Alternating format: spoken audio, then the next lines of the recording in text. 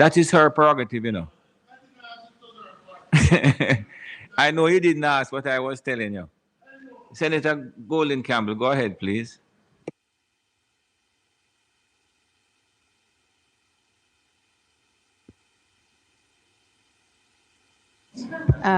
Thank you, Mr. President. Mr. President, Minister, you spoke to the hosting school initiative. Can you advise whether there are considerations being given to providing additional financial support to schools, the host schools outside the disaster zone, who are receiving and integrating some of these displaced students on a permanent, not just a temporary basis? And I'm speaking to any potentially increasing subventions to schools to allow for the additional cost implications, such as acquisition of furniture and so forth. My second question, I beg your pardon.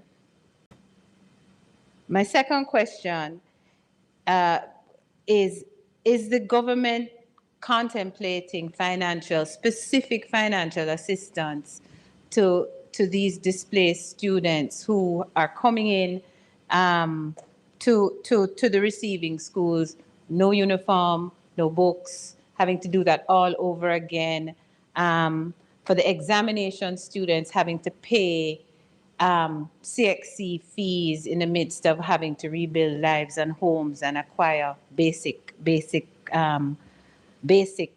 materials and property again. And then my final question, Minister, in relation to the students who are being received at these host schools, is the minister aware of the solutions being applied where students who come into these schools, and I'm speaking specifically about the exam years, the CSEC and CAPE years, where those students may have had a different set of core and mandatory subjects at their previous school and now are in a situation where maybe maybe IT is mandatory in this new school, but it wasn't mandatory in their other schools, so they didn't have that subject. So only 7 of their subjects can be considered towards the exam protocol subjects. And if Minister is aware of that, is that something that the ministry ought to be assisting schools in navigating? Because I think what is happening now is that schools are turning away those students because they don't know how to not disenfranchise them. May it please you, Mr. President.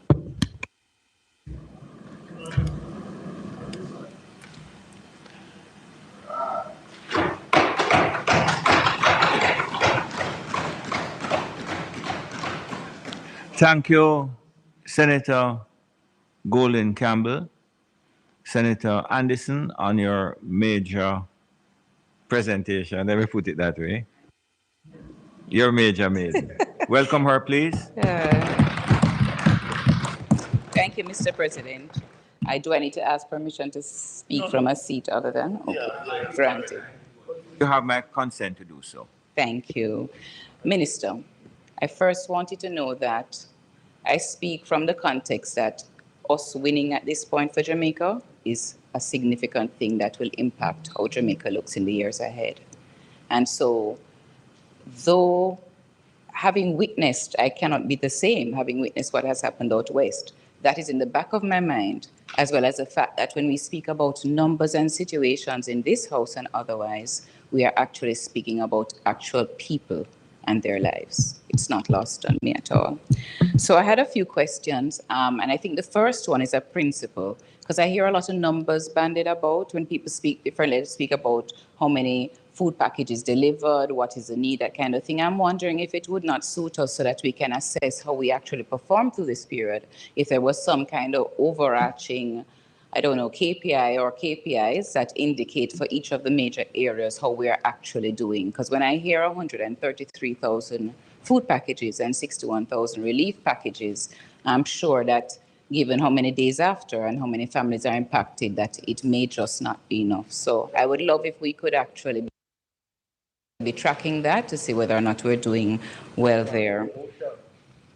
Then I wonder for the utility companies in speaking and talking about 70% or restoration, that kind of thing, if it would not suit us better to do it by area that was impacted, because I know there are several communities out west that have not seen, and I doubt they'll see light for now, given the state of what happened with their poles, etc. So if we could ask utility companies to track it like that, I think it'd be more meaningful and would help business interests in those areas to know how better plan for what they can expect to resume.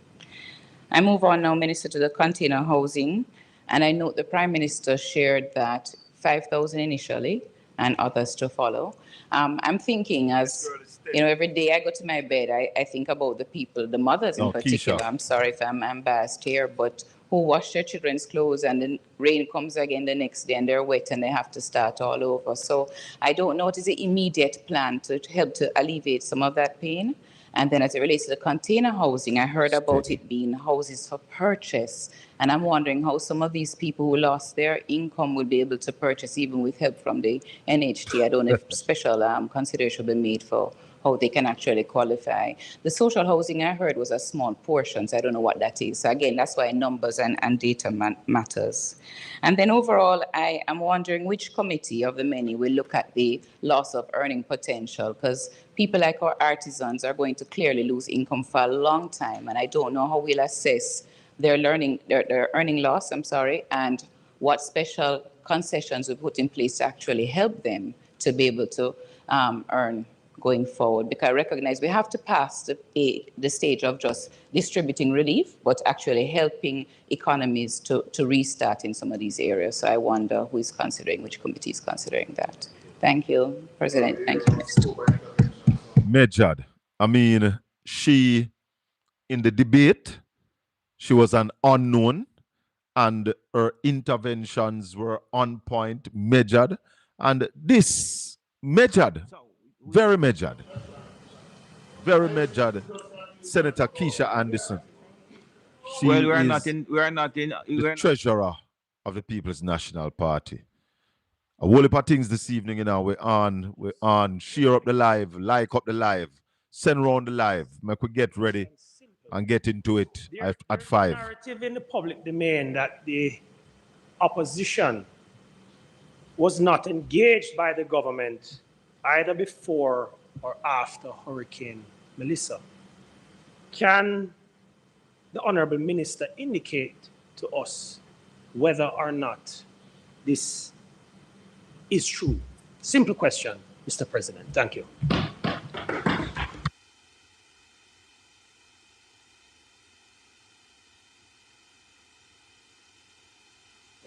Yeah.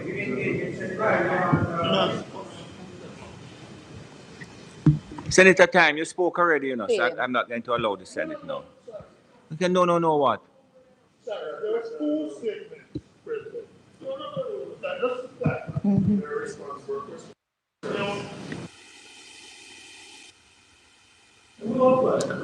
Doesn't matter. There are 2 statements. She responded to one of the statements. And the issue is she's now asking question. And I take on the other question. Good.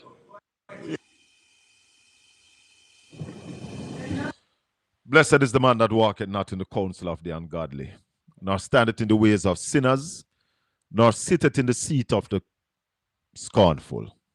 But his delight is in the law of the Lord, and in his law do we meditate day and night.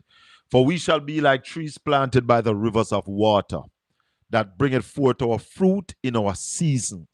Our leaves shall never wither, and whatsoever we do shall prosper. We give thanks to the Lord Jesus Christ for making it possible for us to be here. You know, it is he that had made us and not we ourselves. We are his people, sheep of his pasture, and we must enter into his gates with thanksgiving and into his courts with praise, knowing that the Lord Jesus Christ, he and he alone is God. Yes, man. And all things were made by him, anything that was not made by him was not made. Yes. So him say make the wheat and the tear grow till the day of harvest. And it gives you understanding that he make good and he make evil. Welcome to the Colin Bell Show. Good evening. Welcome to Portland Spice TV. Yes, man. We thank you for joining us at this time. My people, each day, this proves to me more that it's a work what we have to do to bring information and to educate the people. Because, you see, some things going to blow up in some people's face. Some things going to blow up. And we have to get to a stage where we respect data. You can't not respect data. You can't not respect data. Because at the end of the day, all of we have an opinion. And opinions are going to differ. But whichever way the opinion swings, the facts remain steadfast one way. The facts is what is consistent. Opinions go. Some people give some opinion when them have some things you wonder. So when there are so many people with so many different views and opinions, we must come to a place where we say that we respect the data, the raw data. Them say liars figures, but figures never lie. We have to now understand the thing, brother. And we can't say bad and I call it good. You can't do that. You are doing a disservice to the people. You are becoming,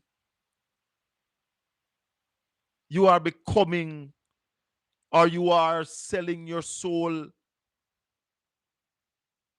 out there saying, hey, on a dangerous too, you know. They are them brave and dangerous. How do you challenge the facts and then say you're credible? The truth is just the truth, and you can't challenge the truth. When me say X, you say but an next man do Y. That is also true. So who do we hold accountable now? The person who is there or the person who was there? Because it was on an account, you know, that the person who was there is no longer there. So also, we realize in holding our meds that a lot of people have not evolved from the 18 years of the People's National Party. They are still living in that past.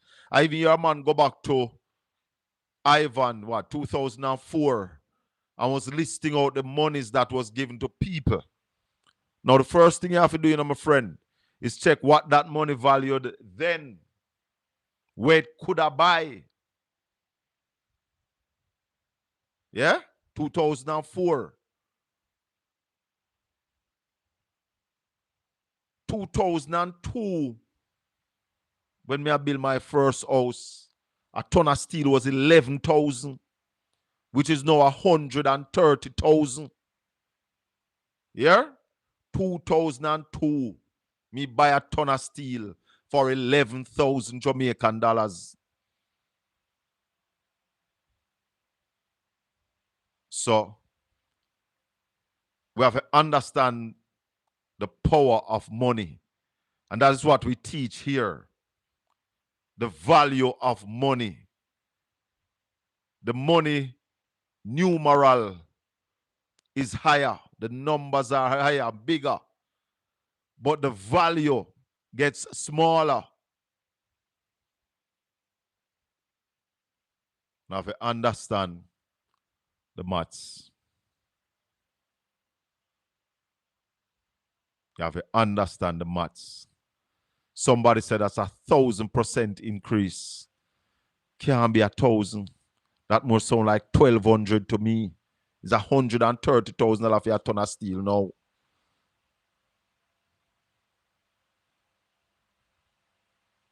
$11,000. I never build my house done in a 1 year. So up to 2003, 4, I still buy steel.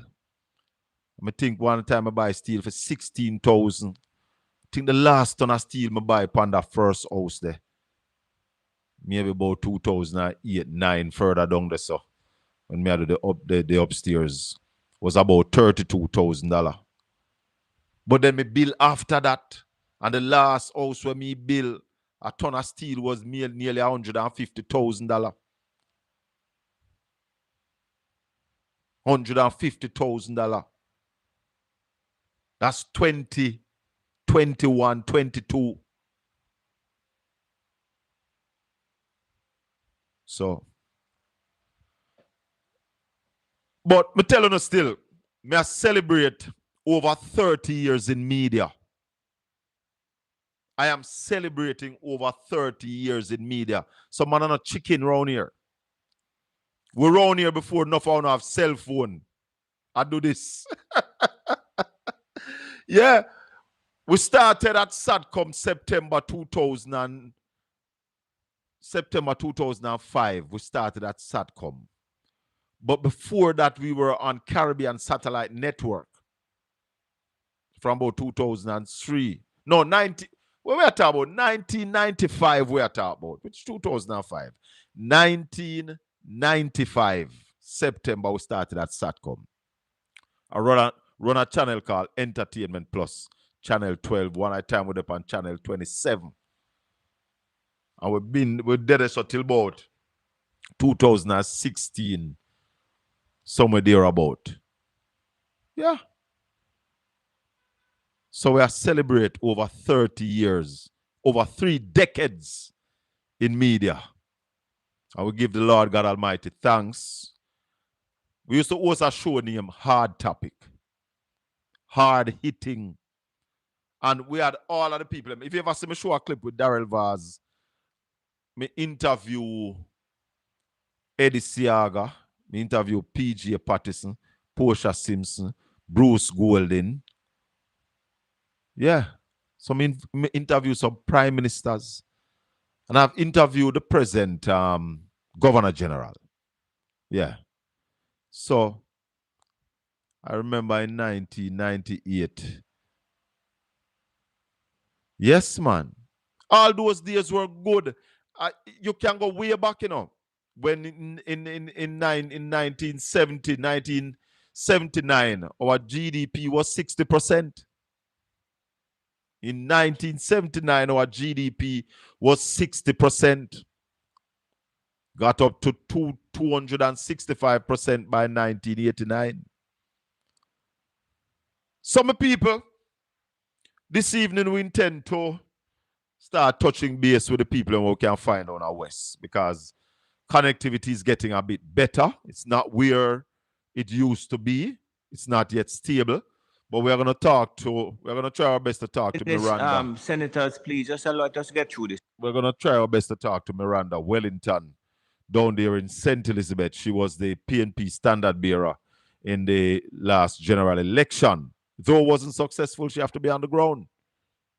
People voted for her. She's a people's representative, and I hear the Prime Minister say I'm not sure where I'm there as it relates to caretakers. And him need to be sure. Because if you want all hands on deck right now and the opposition wants to be a part, then maybe all 100 and what that now? 126 or so? 63 and 63. 126. Yeah. Once you get over a certain amount, you could have get back your money.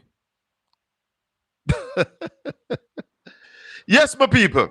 So, welcome to the Colin Bell Show. We are here this evening and we're still looking at Melissa. We're going to be looking at Melissa and the recovery for a very long time.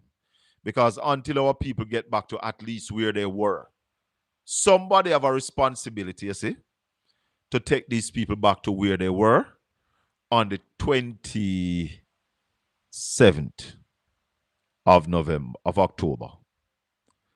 What your insurance does for you is supposed to bring you back to your position before the accident.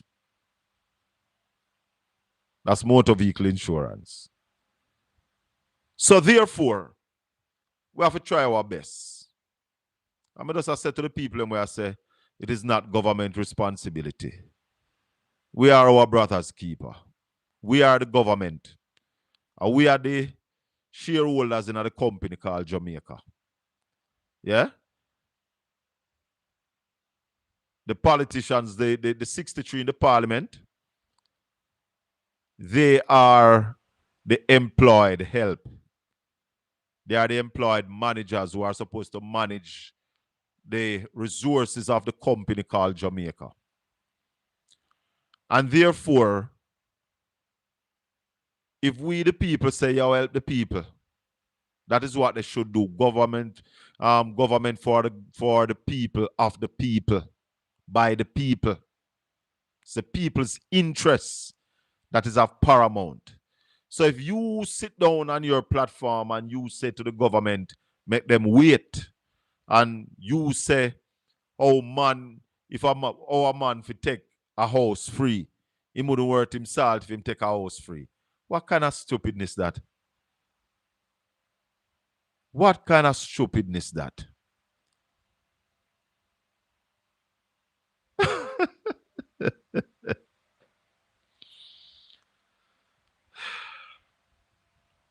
Anybody ever hear that? There's a man. Hey, sometime, thank you, Jesus. I know you have my back. I thank you, Lord. Because sometimes I just roll up and find some things. Me check everybody page, you know. Me check everybody page. Me run through and check everybody way out there. And me I run through and me reach a man. The man was just about to say, oh, a man must take a house free. Jesus Christ. It is not free. People are paying for it. So we're giving them a gift. Or else you want it. They are entitled to it. They are citizens of this country with resources. It's the people who God put upon the land to rule the land and be fruitful and multiply and replenish the earth. So the system that is set up with government and governance and people's representative to speak and act on the people's behalf, they are there. So listen to me. A man had a house before the 28th. Maybe you never know that. Maybe you also never know say people are business and are go on with them little thing. I get up off of the ground. Them not have no $20 million in saving and them not have no insurance. A man just a get up off of the ground, set up him little thing start move to the land, him put a little roof over him head now and start hold a ride and on the 27th him have all of them there. 28 come, the morning after 29th him not have none. Are you saying that we as a people not give him back nothing? A that not say when a man down, keep him down? A that not say? A that you say neighbor? A that you say? And what premise you say a man if you accept no help? Oh, so you don't believe in a Jesus Christ. I guess you do not believe in the Lord Jesus Christ.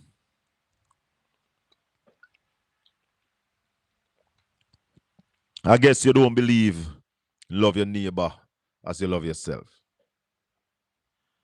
We believe in giving people opportunity. We believe in creating opportunities for our brother men. Yeah. We believe that if you can reach out to Ann, you reach out to Ann. And if you don't want to reach out to Ann, nobody enough to force you to reach out to Ann. So you don't have to give out no Ann. You could. But don't try encourage our next man not to give a Ann. Allow every man to them own order. You mean a man if you take a free house? You don't really understand what happened. When him girlfriend ask him when get that house here, he must say the government give. So what? So what? Hey, people cool, you know. The man them cool. The man them cool. Yeah, to each his own. You don't want to give nothing, you don't have to give nothing. You want to give, you give.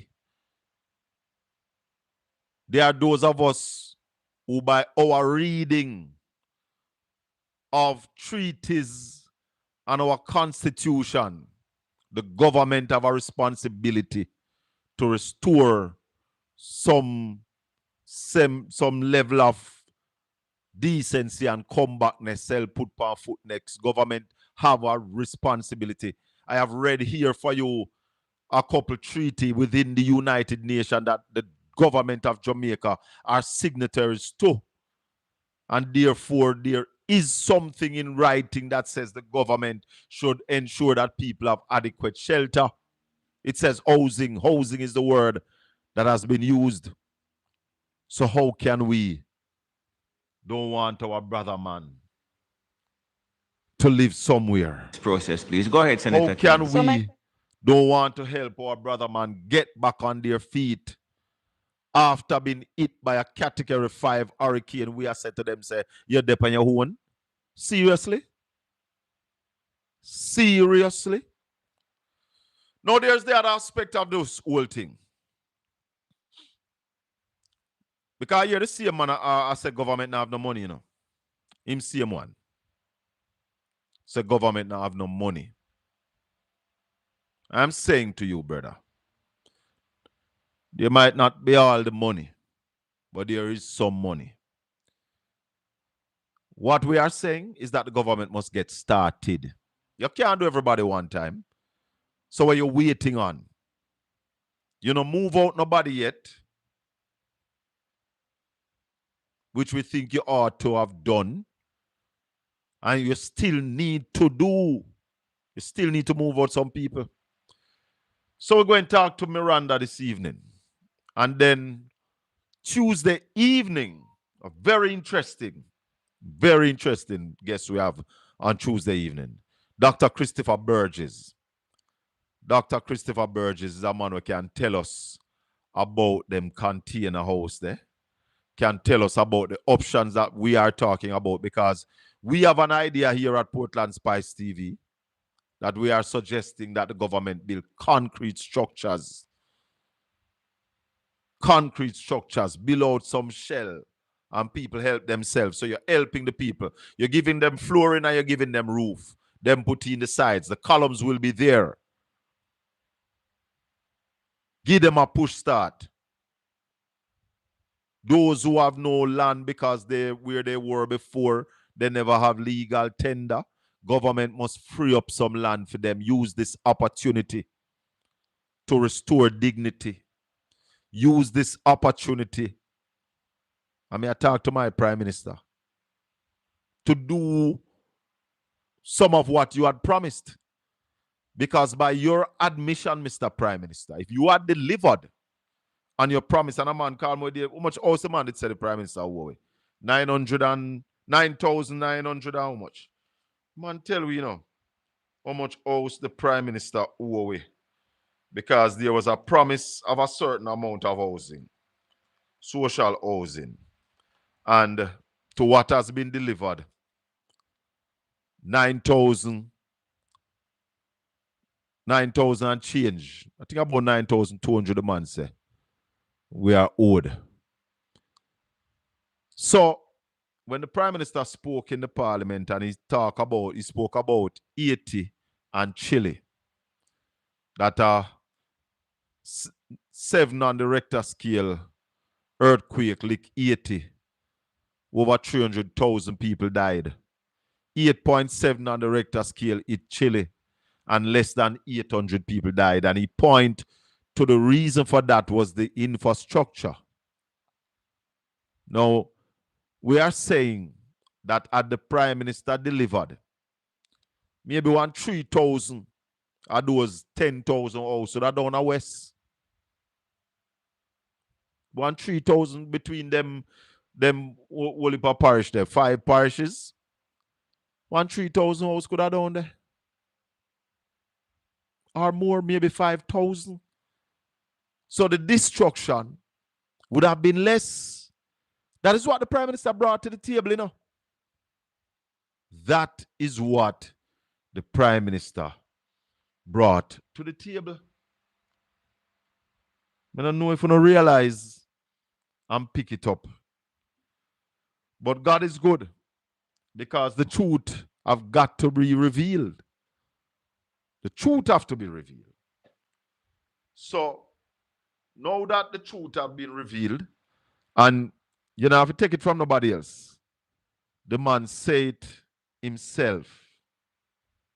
He said it himself that this is how it is. It happened over here, so. And had we been better at dealing with our infrastructure, where would we be today? Where would we be? So, make a look on the whole thing and measure where we want to be. Do we want to leave these people on them own and them build back the same way? Or do we want to ensure that whatever is built back after this can withstand what just happened and maybe even more? Because if we look on the whole thing, we say the storms are going to be bigger, they're going to be stronger, and therefore we have to build better and we have to build stronger. So, I just said to those people who not think that we should assist our people, please, would I like you to go down at the place and go take a look. Go take a look before you get so vile. We'll discuss it upon the people. on the Colin Bell show this Saturday morning from 9 o'clock. We want to play what the Prime Minister said for those who never hear it. And then we'll regional experience from the not too distant past is illustrative. Consider the contrast between 2 earthquakes that occurred in 2010. In Haiti, on January 12th, a magnitude 7 earthquake occurred. And in Chile, on February 27th, a magnitude 8.8 earthquake occurred. The earthquake in Chile was more powerful, yet it resulted in fewer than 800 deaths. Whereas in Haiti, the earthquake caused over 300,000 fatalities and the near collapse of their infrastructure. What is the difference? What does it reveal? It is not simply geography or tectonic power. It is the presence or absence of resilient infrastructure, building standards, institutional preparedness, and resource capacity. That is the lesson for Jamaica. want to hear it? Every repaired bridge, re-roofed home, and rebuilt road must be designed for the storms of tomorrow, not the storms of yesterday. So, that's the Prime Minister. That's the Prime Minister. Hold on. So, we are set to, understand the whole thing. This is where it is at. Hold on for me. This is where it is at. if we are going to go back and build the same way, then what is the talk about? If we bring container house come at Jamaica, Jamaica are going to start have container house like some state in the US. Yeah? Right, so it all go. Pay a container house. I go there. We are going to use our foreign exchange that we're having problem with now to source those container. So what going to happen to we is that we are going to fatten China pocket again by buying 5,000 container home from them. And then Jamaica in a problem. We are saying use the money here. Miranda, good afternoon, ma'am. Afternoon. Good afternoon to your listeners. We are happy to hear you from your constituency down there in St. Elizabeth. Which constituency is it again? We're in Southwest St. Elizabeth. Southwestern St. Elizabeth. And we don't remember of hearing anything from that MP. Tell us some of your areas where you cover. Okay, so the constituency has 4 divisions. Pedro Plains, which is where I live, which was hit severely last year by Hurricane Beryl. Wow.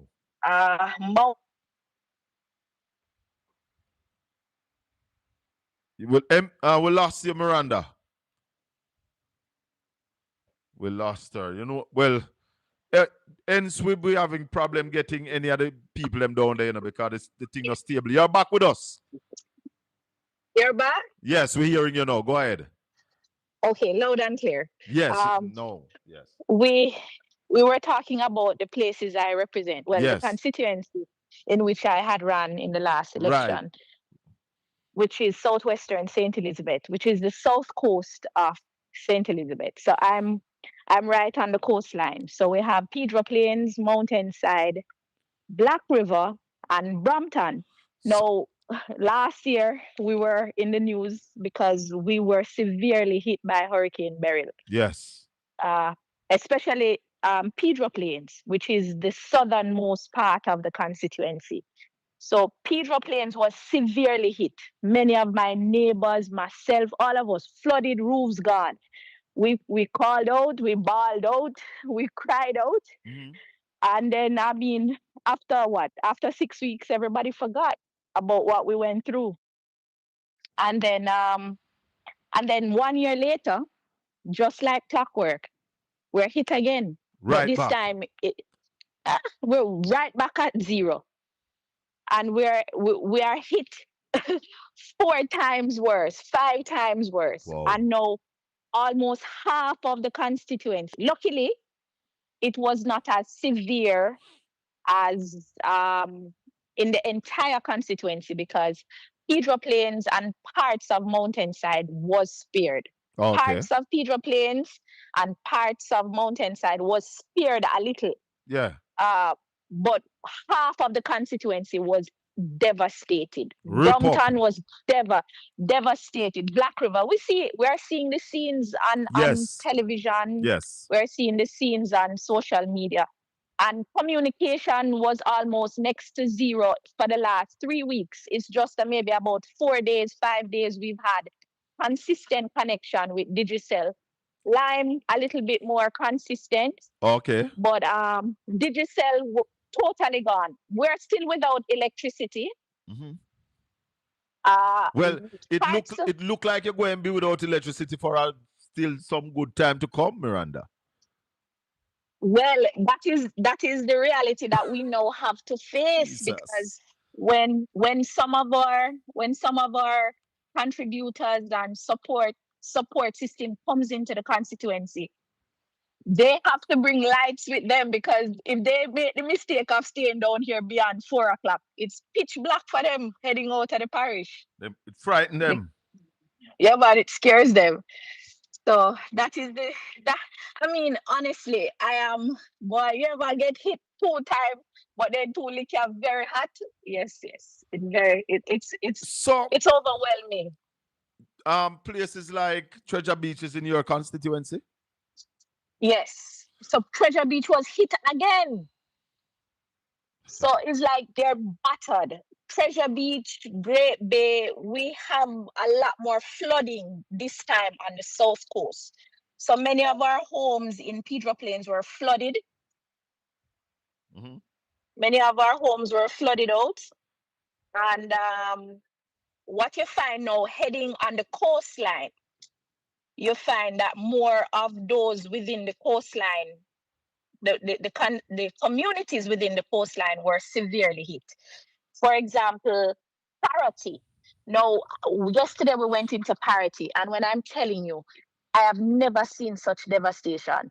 It is Jesus. almost overwhelming. It's overwhelming. It's beyond what I can even describe. So What you see in Black River, yeah, it's worse in Parity.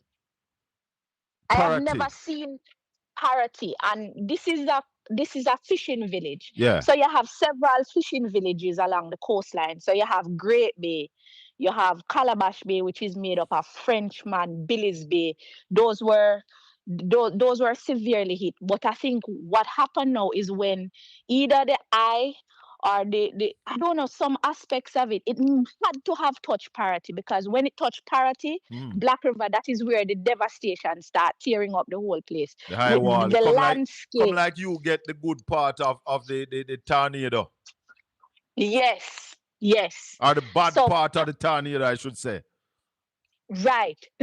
Well, good or bad, I don't know what you call it, but we get it. Yes. We get it. And then the type of soil that they have. So on the south coast we have a more the soil can absorb water. But when you're heading down to the coastline now and near to Black River, you have it's mixed between the morass and the river. So what you find is that the sea overtook the entire land. So when you talk to the residents down there, the 13 feet storm surge.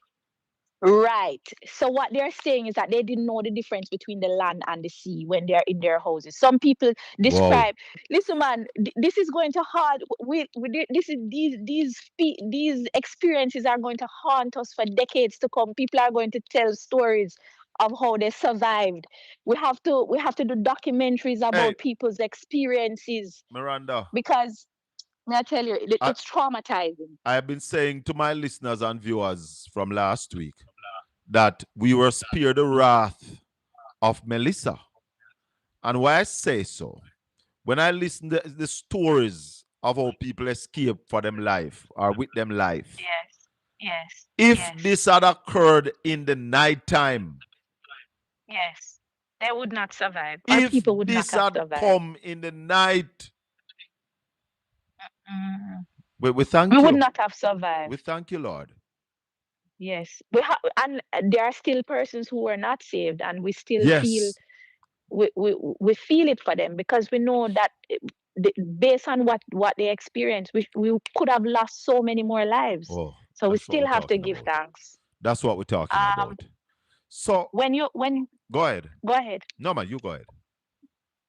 I was sharing that when it touched Parity, it looked like it that is where it let out its wrath on the land, because you can't know the difference between the river, the landmass and the sea. The sea tore up the land, tore it like it's almost like a ripped paper. You see rivers inland that you've never seen. You see trenches. To get to my house now, if I ever video the gully to get to my house, it's about 20 feet deep. You're serious? I have never seen. I swear, we cannot. There are two entrances. Gullies run where you've never seen gullies before. So it's two aspects of the constituency. One was torn by water, and one was devastated by infrastructure. So Black River and Brompton, total destruction of their homes and land and businesses. But on the southern side now, it's the farms that have been destroyed. So you have like all a 3-acre piece of land. All you see on it is rock stone. Wow. Wash out the dirt. Yeah, man, it washed the topsoil, the second layer, it reached, and I'm telling you, the gullies that were there to bring the water off the land, the gullies have gone down 20 feet deep now. You can go down there and you can't see the top of your head. So you can just imagine What went on, if this is not where it touched, you can imagine what it went on within Black River. And we saw the images of how it left no roof untold. It left no person untouched. When I speak to the constituents, they tell me that they survived because they went into their ceilings. I had an experience with a young man who was so traumatized. When you see big, strong, trapped in man, were traumatized, them can't come out right now. It's like they in parts of parity they've had to be given counseling. wow. Children are traumatized. The mothers, they have still not on they have still not let go of their children because they said they didn't know that they would survive. 2 days ago we were in Black River with the Chinese delegation. They came in and gave us some really good help, and we had some water. And the young men, young men who don't normally talk. Them say Miranda, cause everybody call me Miranda. Them say Miranda, say you never did I go see we again. I upper we neck the water reach, Because remember, Black River is the river and the sea. Yes. So the storm surge was so high, it covered houses. It covered houses and went back out to sea. Them say when the sea went on the land, they didn't know the difference between the land and the sea, how high it was. Yeah, because they predicted 13 feet storm surge. Yes. We see the court store, Miranda.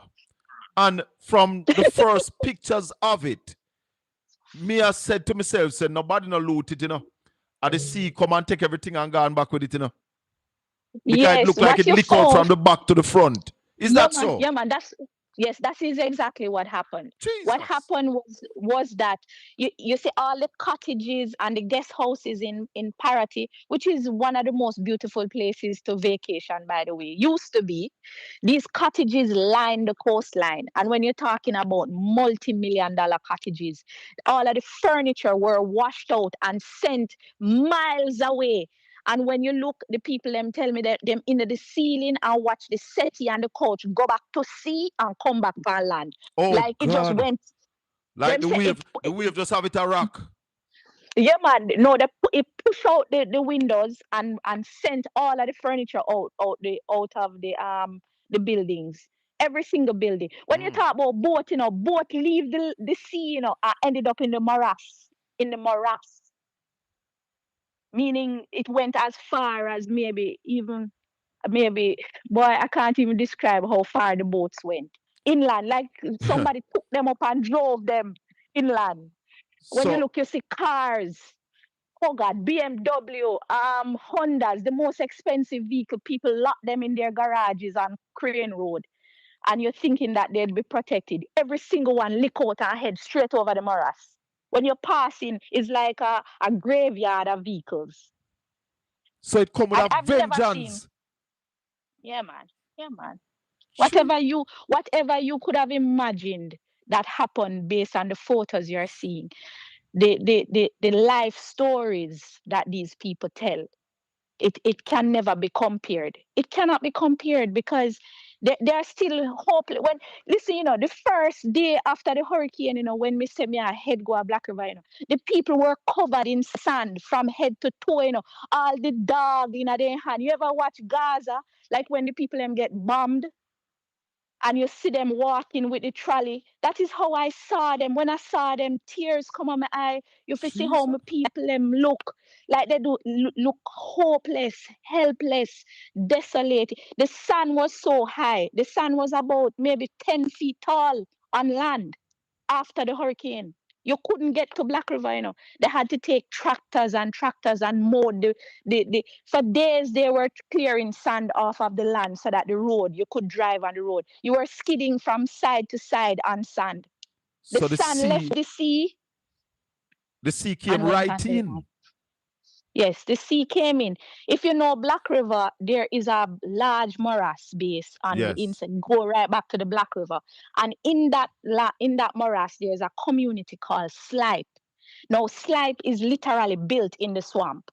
Right now, as we speak, there are homes covered in water in the morass in Slipe.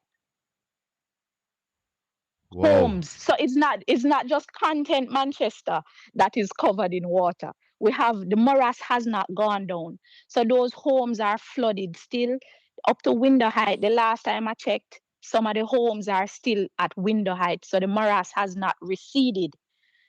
And most of that community was built literally. The people built their homes in the morass. So what can you can't pump out water. Where are you gonna put them? So where are those people now? Are they living in? Where are those people living now? They're still in Slipe. You In the morass? access. Yes, they're still. Some homes are not flooded, but the ones that are flooded, they abandon them Yes, you'd until imagine. the morass absorbs it, and the rest of it. We're hoping that the river, because the river is flowing heavily now, so you know that once the continuous rainfall occurs, the morass cannot decline. The morass water will still be high. So as long as we're having continuous rain, and we have been having continuous rain, as long as there is rain, we can't get the water down in those communities. Vineyard is another community too. This is something that we really have to look at as a country. Many of our homes are built in places where they are not land that can be built on. They're built in morass. Vineyard is one such community. Parts of Arlington, Slipe, which is one of the largest communities we have in the constituency, literally built in the morass. If you take an aerial shot, it is completely surrounded by the river. So how are they getting out now?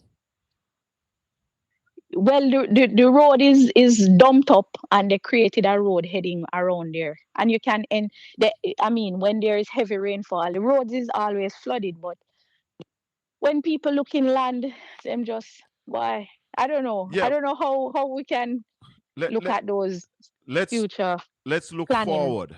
Building plans. Let's look forward now. And what would you like to see done in your area for the people who are suffering, people who have been affected real bad? What are the things that you would want to see done now, Miranda, and what you are expecting? Well, more than ever, we need leadership. And we're not talking about only governmental leadership. We're talking about community leadership, because whatever branches of support system that we can pull together to organize a proper recovery plan for our constituency is going to be vital moving forward. Let me just share that we are grateful for all the contributions, all the support that we've been getting. Unfortunately, at this point in time, the people might not need as much food as they're getting. So we're no longer at the stage of relief. We're at the stage of rebuilding. So we're asking that when the contributors are coming in, even if you can come together and do something, bring lights, solar lights, because we don't know when we'll be getting back electricity. Yes. Bring clothes, because many of their home items have been destroyed. So they don't have sheets, they don't have mattresses. So what we're saying is that let's move from the stage of relief to rebuilding. How do we get these people back to a life where they can at least have a roof over their heads? Yes. And so it's going to, we're going to move away from the food system, because what's happened now is that we are getting food, and we have to give thanks to all WIC, World Kitchens, World Central Mercy Kitchen. Chefs. Yes, we have food. Food is being delivered to communities that are inundated. Good. So there is no challenge with food. I mean, you can't have too much food, but at this point in time, food is not what the people need. People have nowhere to store the food. Listen, them and the rata eat it, and that's why leprosa broke out. Them and the rat. So no, people serious. The people don't have nowhere to store the food because a lot of them don't have no houses. Is that so? Yes. So there is no safe place for them to put the food. So the food is being eaten by the rats along with them. So that's the sad part about it. So what is happening now is that we're asking our contributors, we're asking those who are giving us some vital support, let us move away from the food. Let us see if when you go to the stores, buy 2 solar lights. If you bring 10 solar lights, that's 10 family that can have light in the night. Yes, If you bring to move around. Yes, solar lights, solar fans. We have the little small fan because mosquitoes. Oh my God! And the babies are in problem. I can't tell you.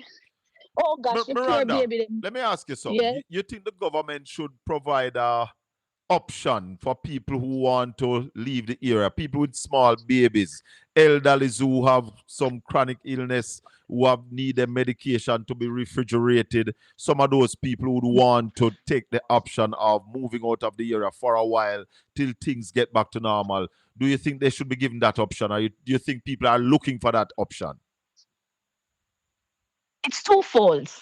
I can tell you that St. Elizabeth people don't love to leave their yard. Even as a exposed human being, I can tell you the hardest thing for me. My God, the hardest thing for me to do is to go to Kingston right now. Yeah. So I know for a fact that the people do not want to leave their homes. But what we're asking is that if they're gonna leave, they're not gonna leave for somewhere that they don't know. Nobody will leave not knowing where they will go. Right. And I don't think I don't think the people have that kind of confidence in where they will. So you may not have that kind of in terms of persons want. Thank you. I lost you a while ago. I was saying you may not have, even if the government provides that, it should be provided. But what I'm saying, you may not have the uptake because nobody wants to leave their home not knowing where they will go. Well, as I was thinking, is that people who are vulnerable, that I think the situation now calls for the fittest of the fittest, and the young babies, mothers who are close to their delivery date, the elderly, people who have certain disabilities. But what we are saying is that they do not have the confidence that the government will provide them with a better alternative. That's what I'm saying. That's what I'm getting. That's what I'm getting on the ground. Oh. And if you, because I thought initially when you are in a crisis situation, hurricane crisis situation, there would have been a central location where you'd have operation hurricane relief, where people could go to get information. People could be directed as to the most vulnerable communities, to even commuters who are coming in to give support. They do not know where to go. They do not know who to talk to. It cannot be that it's the police station that they're going to. The police station have a different role to play. The fire brigade have a different role to play. But where is the operations to provide any form of support system to the people who don't know who to go to, who do not know where? You have to have a location, and it's not everywhere in St. Elizabeth that is flooded. But up until now, the only location that I have seen is a JDF's campsite. Nobody is going to go there. That doesn't seem like a place where people can go for safe. Shed some light on this. Shed some light on this for me. You ran in the last general election. You get over 8,000 votes, don't? Yes, 8,500. So all heap of people know you, and you know all heap of people. Plus, you know all heap of the people from the other side too. Have you been contacted as a point of information to assist with collecting the data in the community? And just to twin the two, another question with that, have you seen government agencies on the ground in there collecting the necessary data to get people start sorting out? It's not even the government. Not even the government know where to go right now. That is a disconnect that is happening with the relief that is happening. What? On the ground. Yes, I don't think there is anybody in. If you call 1,000 people in St. Elizabeth, in Westmoreland, in Hanover, they do not know where to go to get any information how to deal hurricane relief. And nobody not reached to them yet? No, and nobody reached to them yet. I can tell you that what the government has initiated is a $10 million grant or proposed support to MPs. Yeah. And you and I know, and I've been wanting to say this for a very long time. $10 million is what them spend on me in one PD in a Southwest. Tell her. $10 million them spend in one PD to beat you. I can tell you the PDs. I can tell you the 3 PDs in a Brompton where them spend $10 million per me. So when you're looking at an entire constituency with 4 divisions, with over 20,000 people, how $10 million is going to help relief when half of a constituency has been devastated? Now, $10 million can only go to 100 persons. We have had more than maybe over 3,000 persons have been roofless. And you don't talk about the ones without homes. You don't talk about the farms that have been annihilated. You don't talk about the cars, the businesses. So when you talk about $10 million, it's a slap in the face for any government member of parliament. I would be ashamed to be an MP right now and my member, my prime minister give me $10 million. In this crisis. Yes, I would be ashamed. And it is a sad state when both political parties cannot join together to state clearly that this is woefully inadequate. And that. Everybody knows that. Everybody on the face of the but earth nobody not going.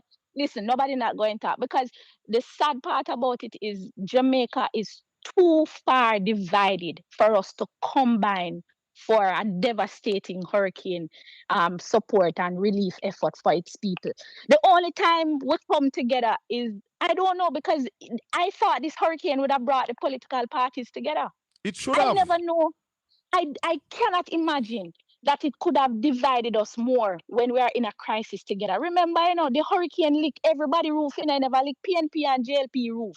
So if you in a parliament can't even come together to speak cohesively, operatively, to say that you cannot accept $10 million, it's very shameful to know say 1 and 2 of the PNP MP them speak out against it, when it should be the whole parliament say, Prime Minister, you can't do that. You mash way up. Come on, man. Even with neighbors who don't get affected in the other parishes, you should speak up for the MPs in St. Elizabeth, the MPs in Hanover, Westmoreland, Trelawney, St. James. How can we not come together in a crisis like this? But I'm not surprised, because we are too deep in tribalism, and it's going to affect us for the future. It's going to affect us, our children. It's going to affect the future of our nation, because we're too tribal as a people. When I say hurricane relief, a man can't even speak up for him colleague, even if him on the other side, to give him support. Those things hurt me, because all right, let me tell you exactly what is happening in Southwest. The PNP has two PNP. The PNP has 2 councillors and the JLP has 2 councillors. The member of parliament is Floyd Green. Can I tell you that 9.5 years, going 10 years, he has not had one meeting with the 4 councillors them? 9.5 years. He has never met with the PNP councillors. He has never met all together as a team. Wow. And this is what the people support. This is the lack of organization, the lack of cohesiveness that to build a constituency. And it's going to fail us, and it's going to cause problems for the future, because no more than ever, the member of parliament need to call the 4 councillors, the 2 PNP councillors who are in Black River and Brompton. They're going to suffer drastically because they are not JLP. What role is the municipal corporation playing in the rebuilding of St. Elizabeth right now? Well, I don't want to speak decisively on that, because this is how removed we are from what is happening. And I may not be, because there is no position in the Constitution that says caretaker. So I refuse to accept that title, because caretaker means that you get paid. I don't get paid. Right. Whatever I do now is from as a resident. Yeah. Is as a resident and as a person who love our people. And that me I do out of my pocket, me I do everything now. So what I'm saying is that I am no longer a candidate. Right. So people are still looking to me You as the better person know. who ran. You better know. Everybody is coming to me. I am Mama, saying, hear this now? Mama, you my vote for you, Mama. So you have, hello, MP, and I have to bet them know say one MP they have and a flight green. Yeah, but the Prime And- Minister said in the Parliament that when it comes to the thing about caretaker, him no know where him dep on it. The Prime Minister need to know where you're there, because if the Labour right caretaker or the Labour right man will run and lose, I get things in a theme constituency, and then the PNP will run and lose must get things too, because the government is for all the people. Well, what I would say for proper democracy and proper transparency, all of us can come to the table. 8,000 odd people voted for me. Floyd Green don't know the 8,000 odd, maybe. I don't know all of his supporters, but what is also true is that all of us are living in the same space. There So you all go. we can do is help you. There is nothing negative that can come from all of us coming to a table, you know. Yeah, man. Because all of us can't know everybody. You can't know everybody. Exactly. You can't know the whole of your constituency. And as me can't know the politician, whole of it. Miranda, as politician, Floyd Green, Andrew Holness know that once you step in a politics, people are come to you. Because they believe that yes, you're supposed to can help them with something. These people know that. And therefore, in a crisis like this, where people are down on them face and reaching out to anybody who they believe that would put on a hand to help them, then you now must coordinate with the people who have these connections in the communities. It is the government alone, Miranda. Hold on. It's the government alone that can call people to the table, because the government at the table. The opposition can't present themselves at the table. The government have to call people at the table. Go ahead, Miranda. And I'm glad you have said that, because my first statement when I started talking on this program is that this crisis calls for good leadership. Yes.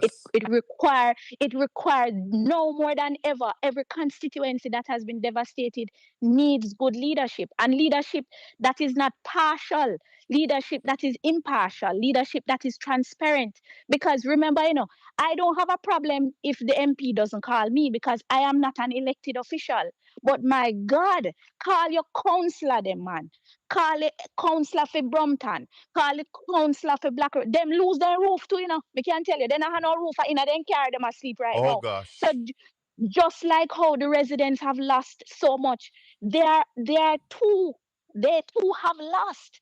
But what we're saying is that nobody is calling everybody to the table, and that is the cry from everybody. Where they're saying, okay, remember, no matter how much support you get, there are people who are more vulnerable, people who have not been touched.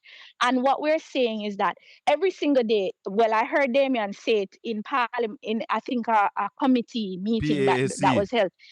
Yes, he's saying, how do you assess who has not been touched by whatever supports you're putting out there? How do you know this? They do not know, because there is no organization within the constituency that is making that kind of connect, because you just have people now saying, okay, I get a call from Forest Mountain. So nobody not reach to them yet. And me, like a frantic person, packing up my vehicle with water, I head up the hill. When we reach up there, the roadblock. That kind of lack of communication. If there was an operation central where somebody could go to, and then you could get verified information, verify this information and say, okay, this list the communities that have been affected. Okay, have they been serviced? Have they been visited at least twice per week? What kind of support system is sent to this location? We are not seeing that kind of operational so you don't know of a command center down there in St. Elizabeth? No, there is none. There is none, unless there is a committee that is operational. But then we still do not know a location, because and you don't know about it. It not sound like you know about a committee either. No, nobody knows about it, because I've been in touch with the councillors, and they would have been in touch with the parish council, and they're telling me, let me tell you how they're operating. there is a businessman outside of the town who still has a location that is free from debris. And that is the operation. That is the location where World Kitchens is operating from. That's World Kitchen, And that's not the government. That's what I'm saying. So what you find is that what people do is people associate what is happening with packages handing out from that location with thinking that that is a governmental operation, because people don't know. If they are not clear, they will make assumptions, and this is what the impression I'm getting, because they are still unable to clarify. Okay, will there be persons from national land agency. Mm-hmm. But what I can tell you, there are big vehicles driving around. There are definitely a lot of big vehicles, and some with stickers on them where say Rapid Relief Team. And all know I don't see no rapid, nor relief, nor team. So I want to know, where are they operating from? I know there is a JDF location in Luana. But from my knowledge, I would think that that is a command that is a command from the JDF, or a campsite from the JDF. JDF that has nothing to do with hurricane operations. But also the only location that we had that was free from debris was there was a location outside of the town, which is the park, or you call it, a location that was free, open space. You know what the people did? They took all of the debris from the town and dump it in that location. Then dump it. So there isn't even any organization on where to dump the debris. No, exactly. And hold on, Miranda. We heard that they tear down a heritage site as well. The bulldozer heritage site since the hurricane.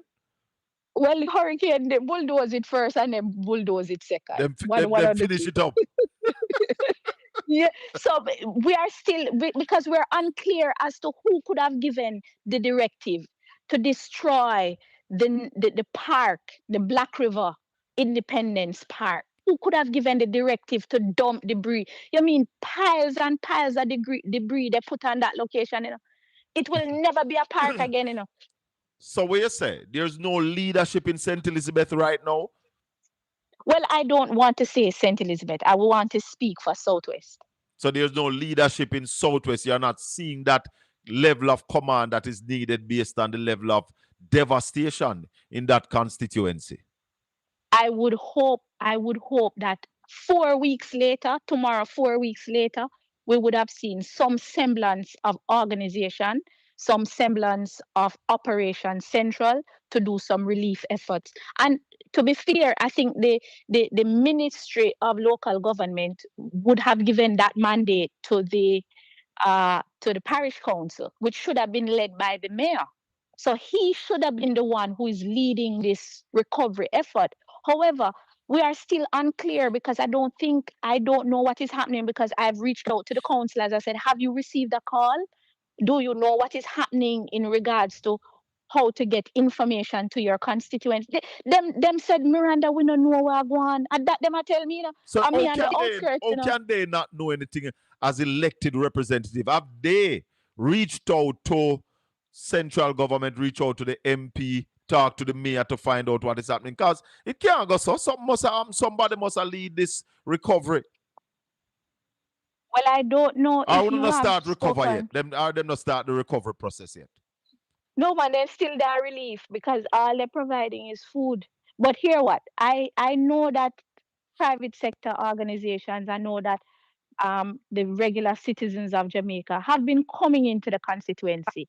Recently, a team went into Harati and gave them some solar lights, I know, and building material. But this is always private sector.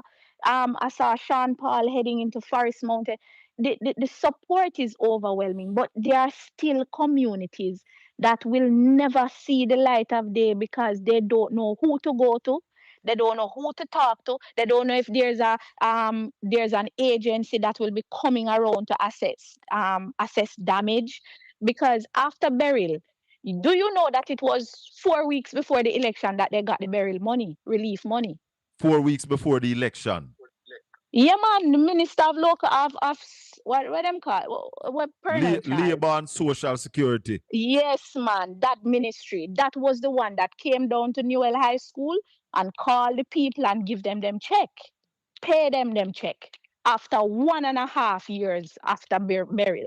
So I don't know if that is the same procedure that will take place. It might If maybe it might be there's a local government election in 2 years. well, So Miranda. I don't know, but I'm just as confused as the people. And imagine I'm a leader, but I cannot lead where nobody has brought me to a table. The leadership that I'm bringing is relief also. That's the most I can do because my hands are tied because you don't I have don't government know. resource to deal with No, restoration. I don't. And the people don't know who to talk to, so they're reaching out to me. And But I of don't know who course, to tell them to reach out to because we ourselves don't know who to reach out to. And maybe if you speak to the other MPs in the other constituencies, they'll tell you it's the same procedure they're going to because other than the $10 million, and they've been instructed. They've been instructed to take 100 names. No, I don't know how they're going to collect the 100 names, but they need to identify location and some pin business. I don't know how they're going to pin. So I don't know if the people from up there is going to do the job of going to the locations. But they're not giving the MPs any staff. I must have to tell you, them not getting no staff or not. They have to go and find the people them yard and pin them location, and that is how they'll get $100,000 to put on back their roof. No, that is just 100 persons. But imagine a constituency like Southwest, a constituency like Central and Eastern Westmoreland that have maybe over 4,000, 5,000 people without roof. How do you choose that 100? About I don't know. approximately how many people in your constituency you think lost their roofs, roughly? Boy, I can't tell you. Rough. I know that all right. So on average, maybe over 3,000 roofs have been lost. 3,000 roofs, roughly checking. Yes. About how many houses you think have been total drop a ground flat? Well, I know we have far less than Westmoreland because we have more concrete structures in St. Elizabeth. So what you find is that Westmoreland, they have more board structures. So you'll have maybe five one room in a one location, and a man say, "Boy, me lose my house," but it was a one room. Yeah. But you can't tell him say it's not him house. It's the house that. So you can't tell him say it's not him house. And I know Brompton, almost 70% of Brompton has lost their roofs. And the voters list in Brompton is maybe over 7,000 persons. So if 70% of Brompton is gone and 80% of all the roofs in Black River is gone, we know that we're way past 3,000 roofs gone. And we don't touch Pedro Plains yet. We don't touch Mountainside yet. So what I'm saying is it is woefully inadequate. You can't give a man 10,000 like you give him basket to carry water. Well, even I said a thing here, Miranda, and I don't enjoy saying it, but the first day I heard that, I think we were on the evening, was a Tuesday evening, and I said the PNP MPs, which I know they couldn't do, but should I tell the man, take the $10 million and put it which part sun no shine? No, well, let me. You see, I even got upset with the opposition for taking that, and I think everybody should have thrown that through the door. Everybody who asked a question should have asked the Prime Minister if him think it adequate. Rubbish.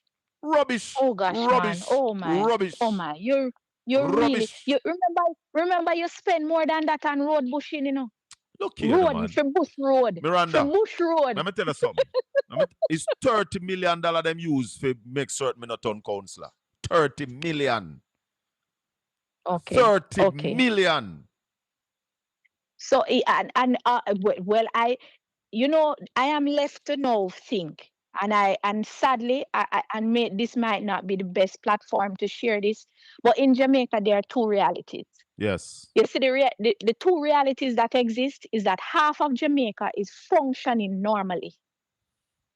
Yes. Not knowing, and even though you see it on social media, because the truth is when you're lying in your bed and you're going through social media, you don't face where a man face when all him look up in is a sky. When rain fall. What would you say, Miranda, to a social media person who sits on his platform and says no man shouldn't take no free house from government? Oh gosh, man. Oh gosh. I can't believe that come out of somebody's mouth. Yes. The man said, so, well, you're the man, no? The man says, so when your girlfriend asks you where you get the house here, you have to tell her, say, a government give you? Oh my God. But you have to understand that is not everybody that is logical has a camera is logical. That's true. And we need to face the fact that social media has become a big playground and ramping shop for the not so sane and the not so logical. Yeah. Because, we have to be measured in our assessment of what is really happening, because I see everybody driving back to Kingston to their homes. Hold on there, Miranda. Hold on. If you're just joining us, a lot of people have joined since you're on. We're talking to Miranda Wellington. She was the PNP candidate in Southeast St. Elizabeth? Southwest St. Elizabeth.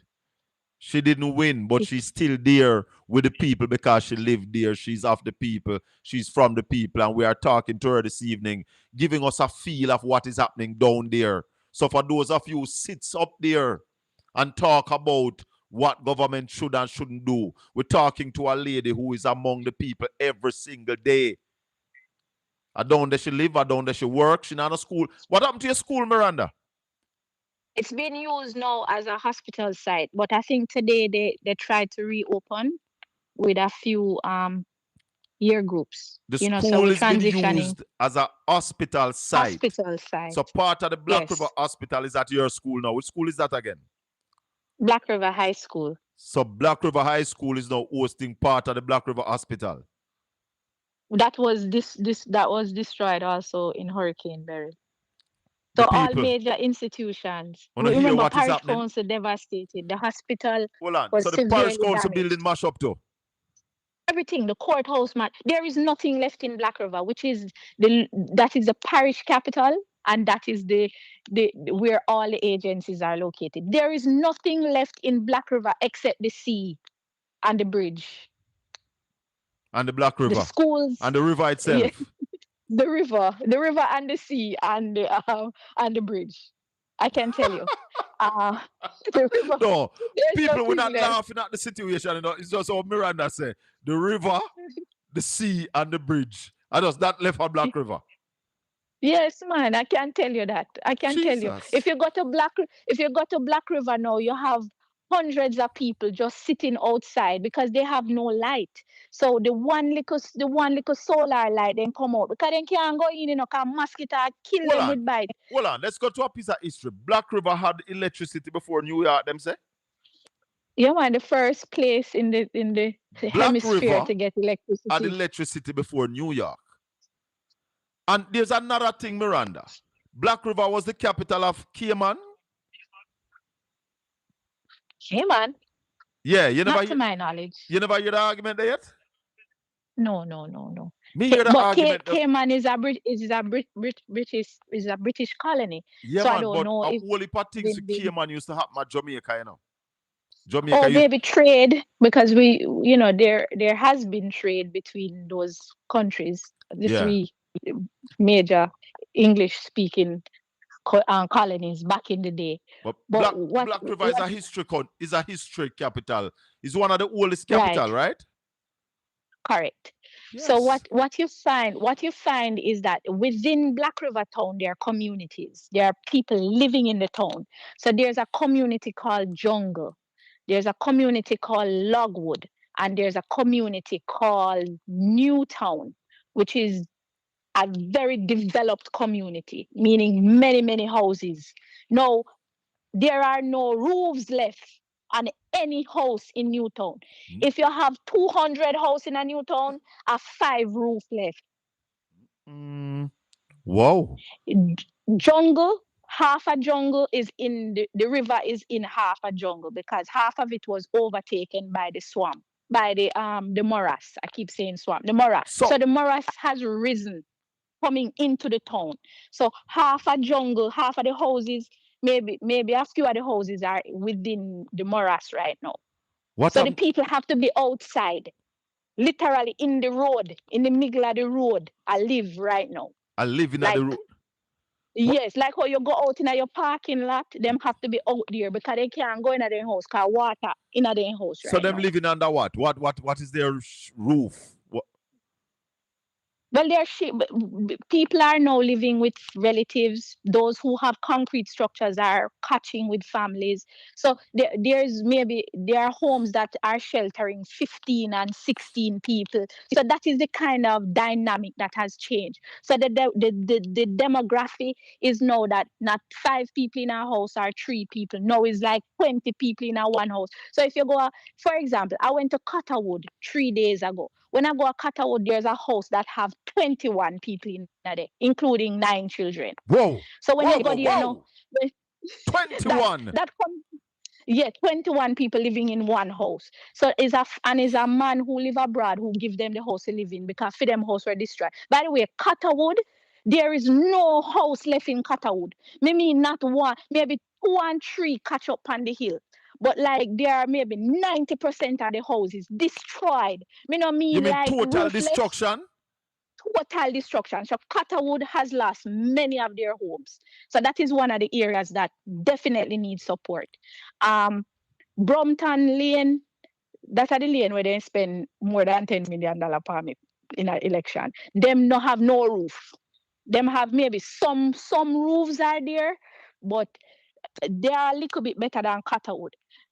So let me tell you, so Parity, when you talk about the top 5 communities in Southwest that have been severely damaged, yeah, Parity head the list. Crane Road Black River proper, meaning in the town itself, Newtown heads the list, and Potterwood. So if you put in a top 5 in terms of ranking of homes destroyed, I would say Potterwood 3rd, Parity 1, Black River 2, and then it goes down. Then of course, boy, I don't touch over the bridge yet, because let me tell you, Barbara Hall lose whole heap of roof too. Panside lose whole heap of roof too. Whoa. Bacon lose whole heap of roof too. All right. So if you go mountainside now, Knoxwood, them underwater. And then if you go up into the hills where I went. What do you mean them underwater? What kind of water are you talking about? We're talking about the morass. All right. So Black River Southwest has a large morass. As you know, the Black River morass is massive. Yeah. And more ask what happened to the crocodile them. Well, they are in Slipe. You can check them over Slipe. Oh, them no get washed out. Well, you know that they go inland when they have a hurricane. Them not going to be on the river bank. They don't like to interact. But you'll see them. You'll buck up on 1 and 2, but most of them are hidden now, are hiding up. But you'll see them surfacing in Slipe because Slipe is within the morass. Yes. So they're up there. So Knoxwood is a connecting community to the right or to the east, not so to the east of the morass. So what you find is because the morass is so swollen, it has such a large water. It's not absorbing the water enough, and there is not enough days without rain. The water table is full. Yeah, man. Yeah. So Knoxwood now that has a little area where you have water, they have water problems too. Vineyard, you have underwater as well. So what you find is that the communities that were built in like swamp areas, they are going to be underwater for a good 2 more months. Whoa. So what you have is mosquito breeding. So you have a lot of them are begging for mosquito destroyers. By the way, anybody coming down, bring mosquito destroyer, bring repellents. Yes. You can't give them enough of that. Them have to like bid fire per night time. If you smoke, kill you when you walk per night time out there. Because they have to light fire. That is the only way to ease the mosquitoes them that are out. And we're going to have mosquito. I'm not going to keep you much longer, Miranda, but you see Black River coming back as the capital, or there's going to be a new city down there in St. Elizabeth? Well, we will rise again. I have to hope. I have to dream. I cannot give up on my home, on my place. So I see it coming back. No, at when, that's a different story. I don't want to really get in the entanglements of what this new city will be, or if whoever is professing to have this great or grandiose idea.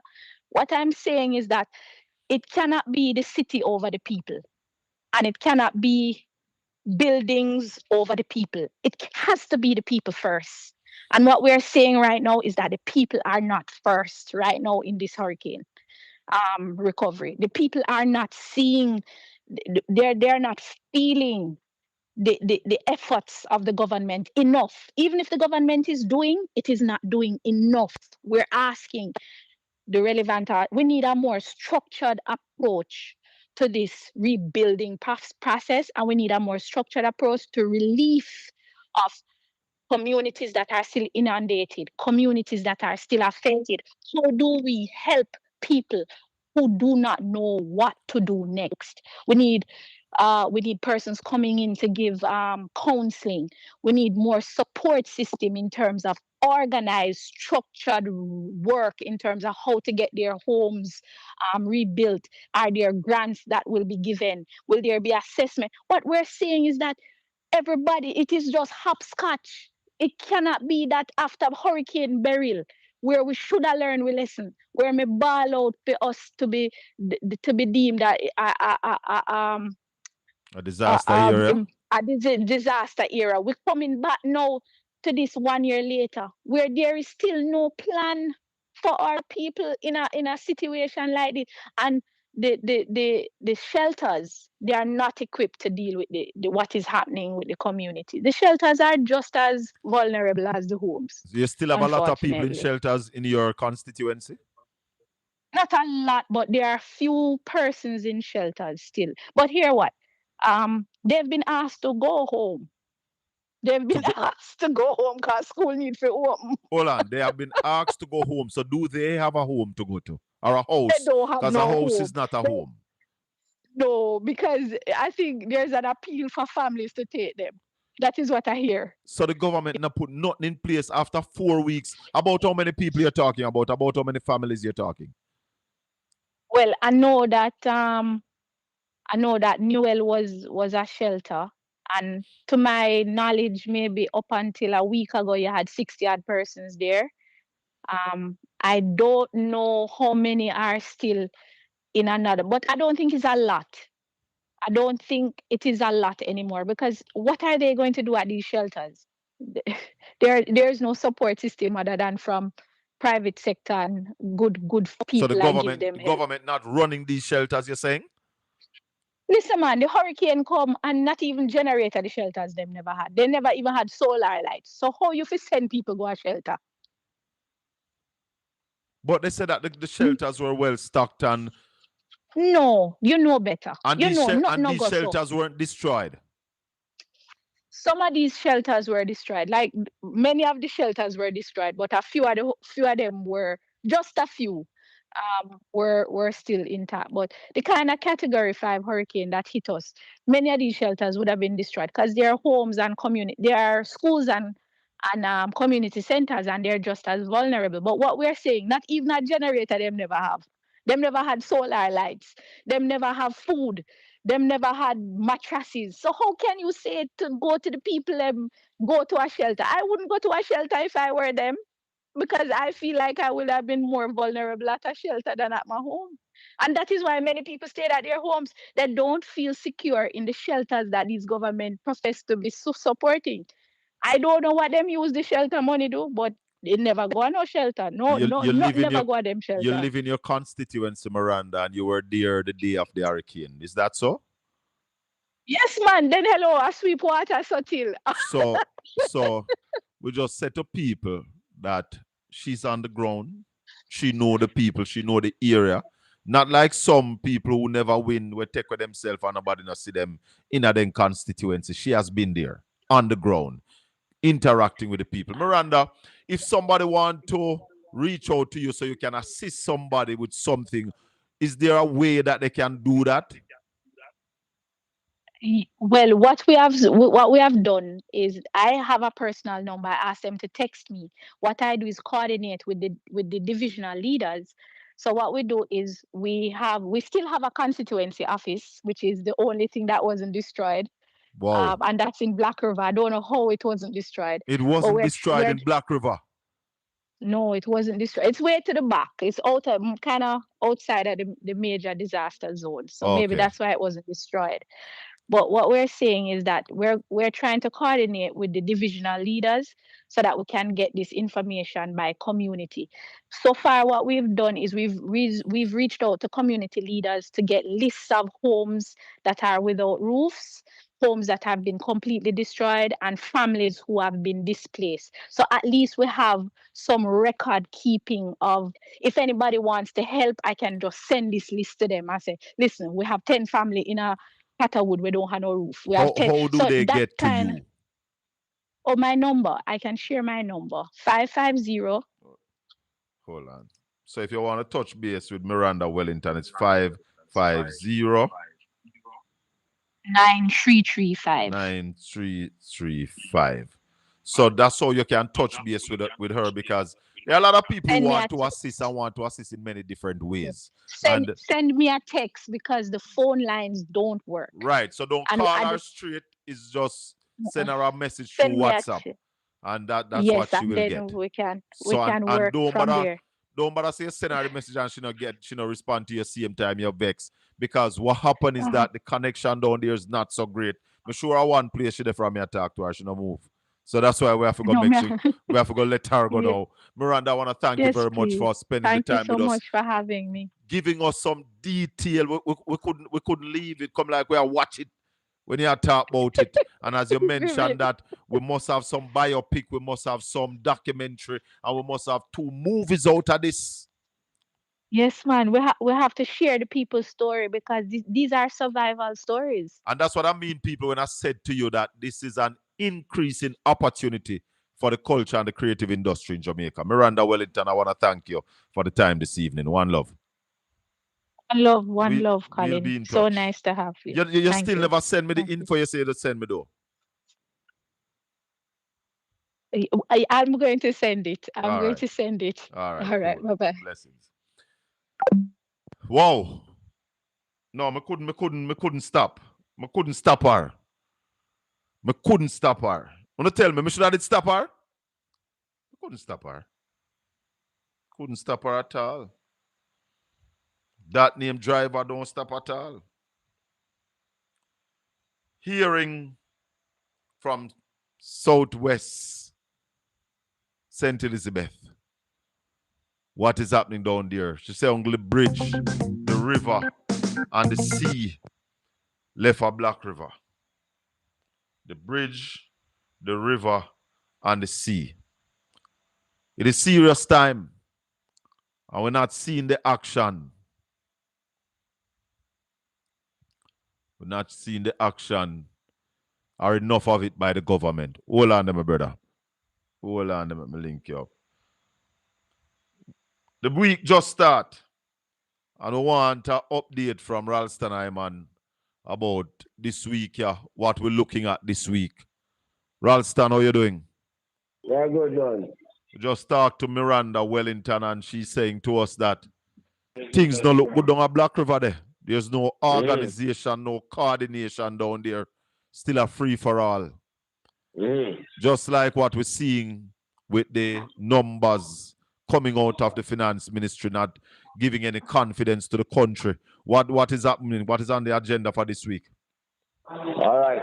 The dollar dropped by 40 cents today to $161.05. That is from 160.65 on Friday. Yeah. So there was no intervention today. As a result, the dollar dropped by 40 cents today. All right? Yes. All right. So here's the latest leak now, which is so surprising and which demonstrates the level of incompetence. I'm going to read it here. Yes. The Bank of Jamaica holds its policy rate and acts to ensure adequate foreign exchange availability and inflation control. This is coming from the Bank of Jamaica over the signature of Central Bank Governor Richard Biles. The Bank of Jamaica says Jamaica's macroeconomic environment has been severely impacted by Hurricane Melissa. Current information suggests that key macroeconomic indicators, will deteriorate in the near term due to the extensive damage to the country's infrastructure, that word again, yes, and disruption to productive activities and livelihoods. The economy is therefore projected to contract significantly over the near term, while inflation will rise from the current level. The rise in inflation will reflect the hurricane's impact on the major food-producing parishes and the second-round effects on the prices of other selected goods, such as household maintenance, transportation, energy, and personal care items. During its meetings on the 20th and 21st of November, the Bank of Jamaica's Monetary Policy Committee deliberated on its monetary policy stance in the context of the post-hurricane environment and expressed its concern regarding the devastation caused by the hurricane and the considerable hardship and dislocation being suffered by many Jamaicans. The Monetary Policy Committee determined that preserving a stable macroeconomic environment is essential to the recovery effort at the individual, household, and national levels. In this regard, the Bank of Jamaica remains committed to ensure that the inflationary effects of the hurricane is managed in order to limit the hardships on the vulnerable groups and to facilitate the conditions necessary for a long-term economic recovery. It is therefore against this background that the committee decided to unanimously hold the interest rate at the current level of 5.75% per annum and to take special preemptive measures to preserve the relative stability in the foreign exchange markets, despite the fact that since the hurricane we have spent $210 million. So that sounds like the finance minister. Clearly. So what am I say? All them small business that would have look cheap loan and this and that for recover. There's nothing like that. But Raleigh, you can't blame the central bank for that move though. Well, no, we have to blame the finance minister. Because when and listeners and viewers, why we say you can't blame the central bank. The central bank has dropped interest rate, 4 times, Raleigh? Yeah, man. 4 times, and the commercial banks have not budged. Right. Not once. So that is why we were telling the people from this morning that is what the central bank is doing. Because we are not quarterback is going to do because of the incompetence of the minister. Well, you see, that's why them don't like your Raleigh. Because you call it before it happen. And them can't come tell us say no go so. Yeah, them try them shenanigans, and then when it happen, you rise to the top again. Yeah, man. Correct. So all this time when she's missing in action, she should have been talking to the Bankers Association and the Central Bank and the various organizations, the Small Business Association, the MSME Alliance, and make the commercial bankers them know say, yo, we're going to bring down the rates because the economy needs to recover. So we're going to bring down the rates and we have to cut the rates. Yeah? Right now what the central bank is saying, based on what we see, we're not going for growth, we're going for stability. So what will happen to all of them people, all of them businesses that will collapse and them things? What will happen when the economy will recover? But Raleigh, should it be the central bank to decide whether we are going for growth or stability? No, it is the Minister of Finance's job. Because the Minister of Finance is the policy maker. It is the cabinet that's supposed to determine whether we're going for growth or we're going for stability. Precisely. Yep. But how can we achieve stability, Ralston, with a declining economy? That's the point I'm making to you, the contradiction that the central bank finds itself in because of the incompetence of the minister. Because the central bank ideally should be reducing the rates now. In other words, the car stall, so you need to give more gas. So the central bank can tell you at the same time, say, yo, the economy have a decline, but at the same time, we'll keep the policy to keep it declining. We're not getting no gas. We're not getting no gas because of the incompetence of the driver. This is how mad this is going, brother. But Raleigh, who going to take on this though? Because we are in the media and we can talk till the cows come home. Yep. Obviously, these guys not listening. No. Where does the opposition come in this? Well, we talked to Julian this morning, and them say if them not get a plan from the minister, they are going to unveil them own plan. But that, what time did you talk to Julian this morning? I didn't hear that. I was in and out. I spoke to Julian at about 9:30 so this morning, man. Yeah, man. Come here, you know me have to go listen to that rally. You never know. Yeah, man.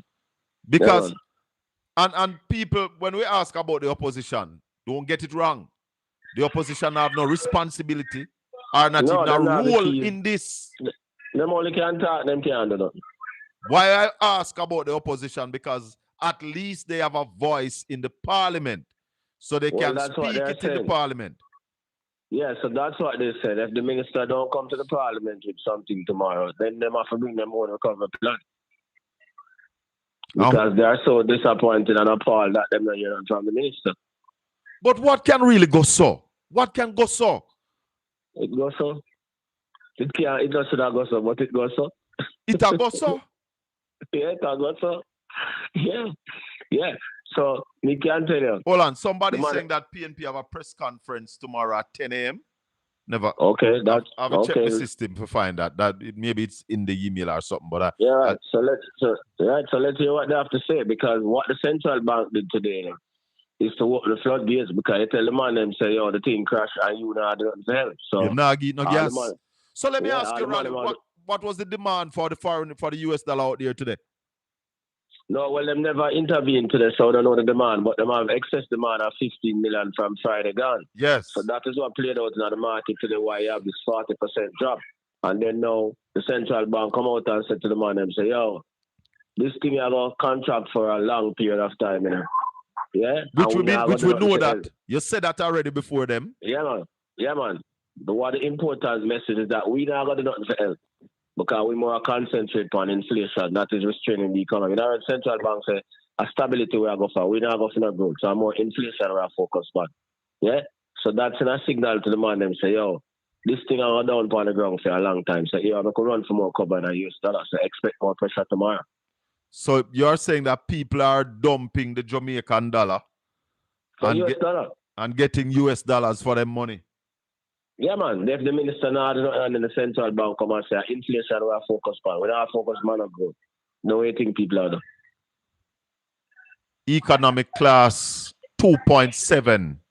Yeah. Ralston Iman, the top financial analyst in the Caribbean. All who round here, so we make no apologies about it. No apologies. Data driven. Yeah, man. Ralston Iman said, based on the World Bank statement, that the Jamaican economy lost terrible and the damage was valued at 8.8 billion US dollars, wiping out 41% of our GDP. The man said him do the calculation and Jamaica's debt to GDP since Hurricane Beryl is now back at 115%. Who can challenge the argument? Come forward. Come forward. We also told the little lady from the World Bank and the minister that we invite her openly any time of the day, any day of the week to come and tell us say we're wrong and then tell us for them figure and how them calculate it. Where are they? Them that this morning. Where are they? No, them can't turn up because them can't contradict it. So those of you out there who are running off your mouth about incorrect information, if you can't come with the correct information, stand down. Yeah, man. The country is in a crisis. The country needs the best minds. Yeah. And here is one of the better minds in this country when it comes to finance, when it comes to the figure. Experience. Why would you have a man like this in your country? And you not say to this man, come to the table. You're out there run off your mouth. Come make us see where you say. Put it in front of we. Yeah, man. That is what the government needs to do. Call Ralston Iman for public service. Yep. Time come for the foolishness. Stop. Yeah, again, what would I tell them? Yeah, what the Bank of Jamaica said? The extensive damage to the country's infrastructure. Where was the governor when we can't tell them, say, stop paying down the debt faster and program fast and fix the country's infrastructure? This is the key word. Infrastructure. We want to say to the people. We want to say to the people of Jamaica. What we are saying here is that the government was warned about this. And I like Raleigh I come now and I say, we don't do the thing wrong. Ralston Hyman. Ralston Hyman was out there alone in the wilderness. I learn. And me I say, yo, you know, say that money all right. This money have to be my guide. One of my counsel when it comes to economic. And see it here. The man I say, yo, if you continue to pay down the debt, your woman and your yard are going to left you. Because you now fix up the house. Those were your exact words, you know. You now fix up the house. You now carry the pitney them go doctor, the pitney them now go school. And then the prime minister come tell you in the parliament about Haiti and Chile. For me, Ralston, that's damning, you know. Of course, it's damning. After the prime minister made that statement, he should have just resign. Yeah, man. Correct. Because damning. Yep. The man said Haiti get a 7 and Chile get a 8.7. And less than 800 people dead at Chile will get the bigger earthquake. And over 300,000 dead at Haiti. The man said this is because of the infrastructure, the lack of infrastructure in Haiti, the solid infrastructure in Chile. Want to hear that?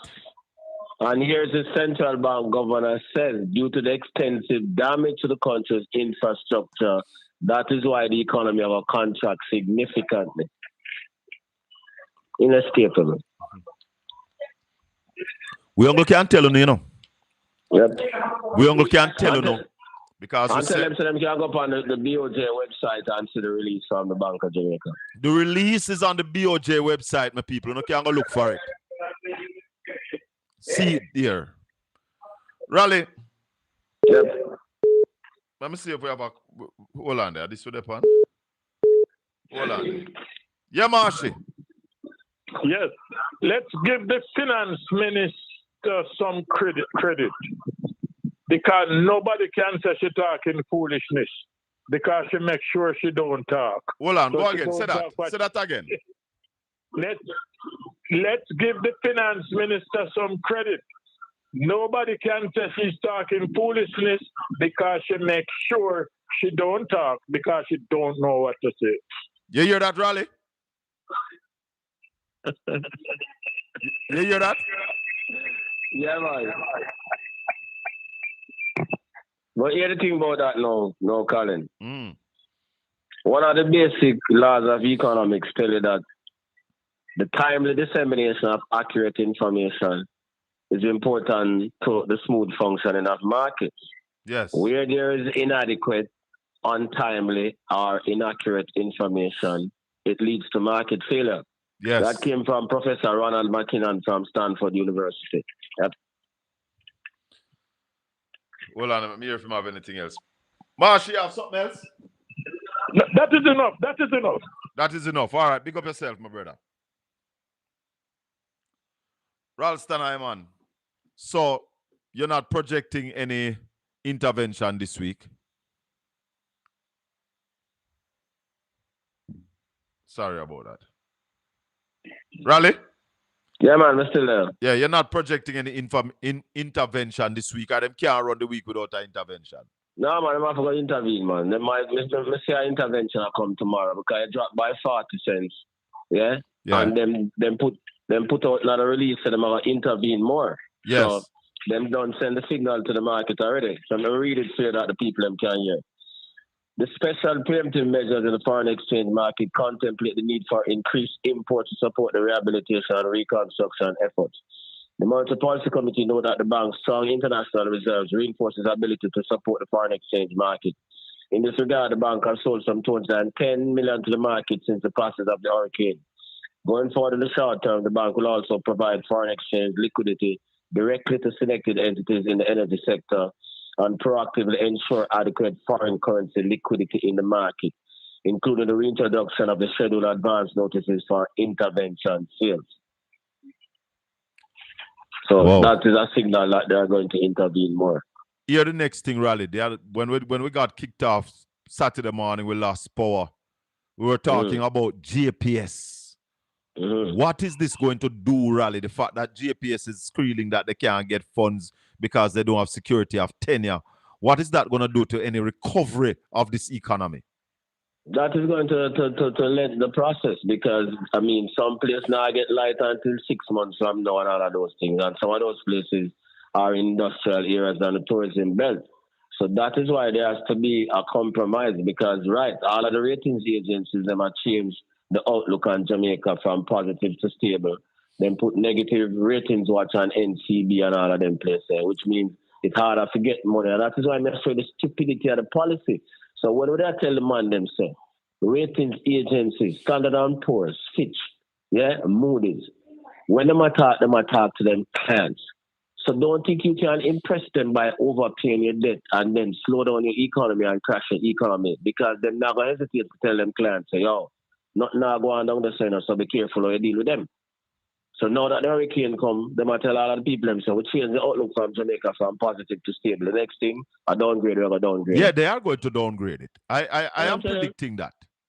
That we are going to get a downgrade by the second quarter of next year. What do you think? Yeah, man. Them don't, of course, them don't tell LCB them, so within months we're going to downgrade them. Yeah? So, because the sovereign, no company in the country can rate it higher than the sovereign. Yeah. The man them not understand the economics on the world here, man. Me I tell you the truth, brother. Some stupid things that them do, you so wonder. NCB can rate higher than Jamaica? No. No. No. You can't be rated higher than the sovereign. Ralston. So all them, so them don't understand nothing. Them little followers, them just start paying foolishness. You know? 5,000 container homes. How much money they might take from NHT if you do that? Is there the money coming from? Well, we don't know, because them not say. Them till they forgot to Parliament and make we hear what the plan and what them are going to do.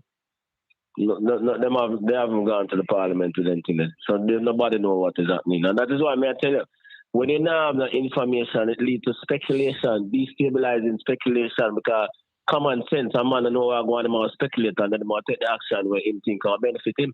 Yes, yes. Yeah, them say simply enough. A common sense, them say a 101.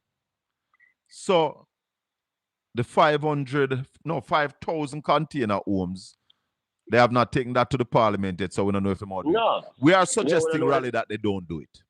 We are suggesting that them build some concrete shell, give the people them 24 by 12. Column them up, do the floor, give them the roof, people put in them wall and partition, give the people them, let them go live in it. That will also create employment down there in the West, because you bring down all of the Jamaican tradesmen, tell them come down the West for 60 days, and you take 60 days and deliver the 5,000 concrete shell. That will have a better impact on the economy. The multiplier will work there. That is how Michael Manley and Tony Spalding built places like Nanville and Concrete Jungle and them places in the 1970s. Yeah. So more people. What was that program called?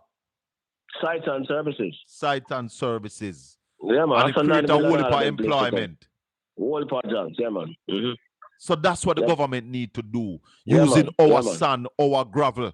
You don't have to use the foreign exchange to go buy the 5,000 house, because that is going to take foreign exchange out of the market, isn't it? Precisely, and put more pressure upon the foreign exchange market, yeah. And none of those houses will get here before February, maybe by May, before we get any of those houses on the ground. And it's the country that you're buying them from will benefit. We won't benefit out of the country you buy. Yeah, we are create jobs out of the country we are buying from. And if we start build these houses the 1st of December, start build out them shell, yeah?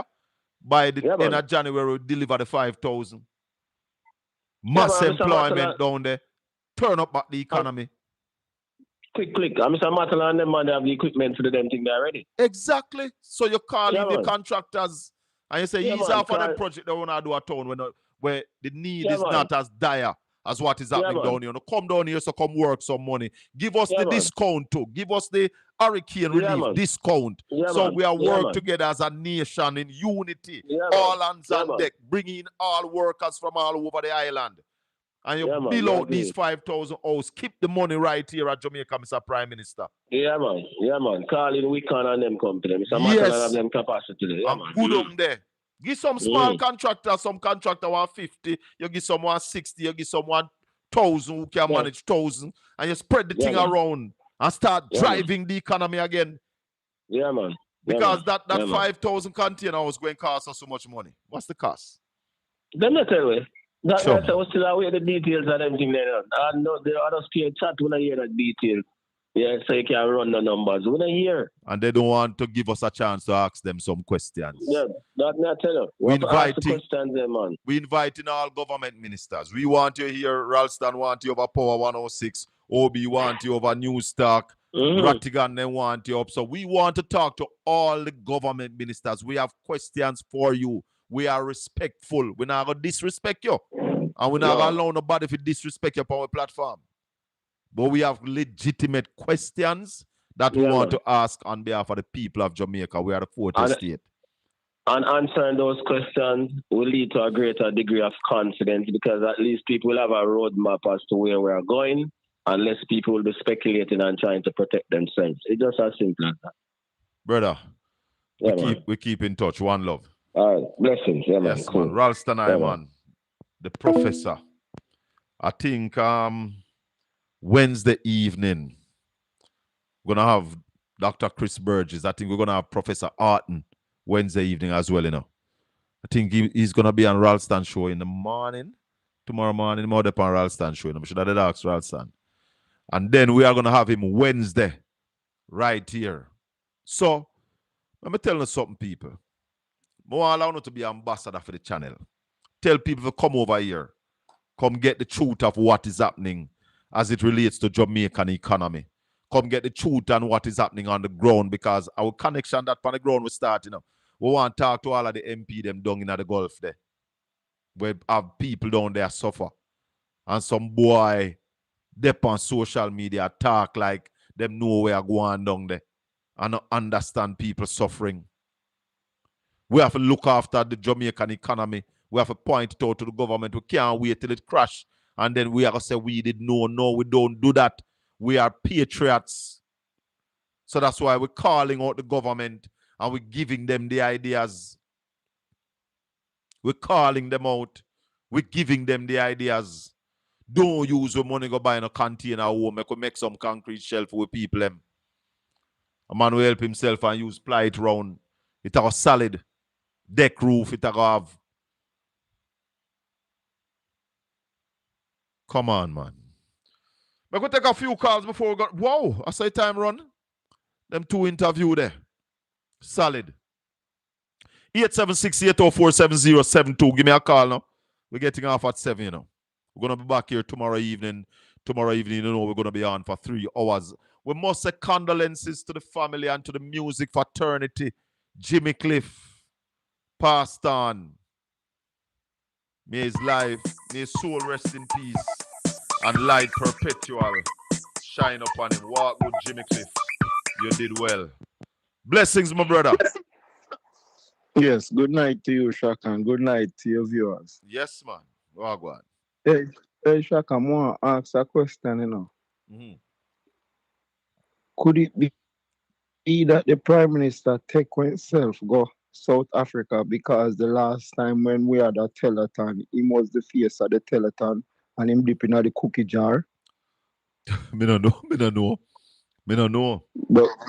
But think about it, you know. No matter we how know big that this them have the telethon when him not there, eh? No, they have the telethon when him not there, but him still couldn't participate. Yes. And it's such a national disaster, you know. Him not participate. You see the man none at all. Me not watch much of the telethon because I mean the promotion me almost forget it, and then I got piece of it. Shaka, you know them man they love limelight. Yes, and this was global. Me see piece of it, and me not see no clip of it, and me not see him calling, and me not see nothing.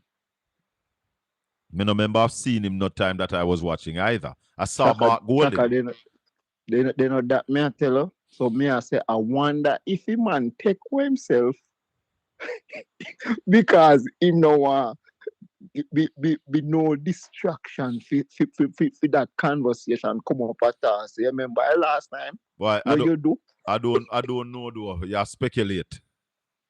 Well, Shaka, speculate. It look real strange though, Shaka, for such a national disaster. And on a serious note, in a Shaka, for such a national disaster. And you don't see the Prime Minister. Yeah, he should be on the Teleton. I mean, virtually, that's easy. And nothing difficult that.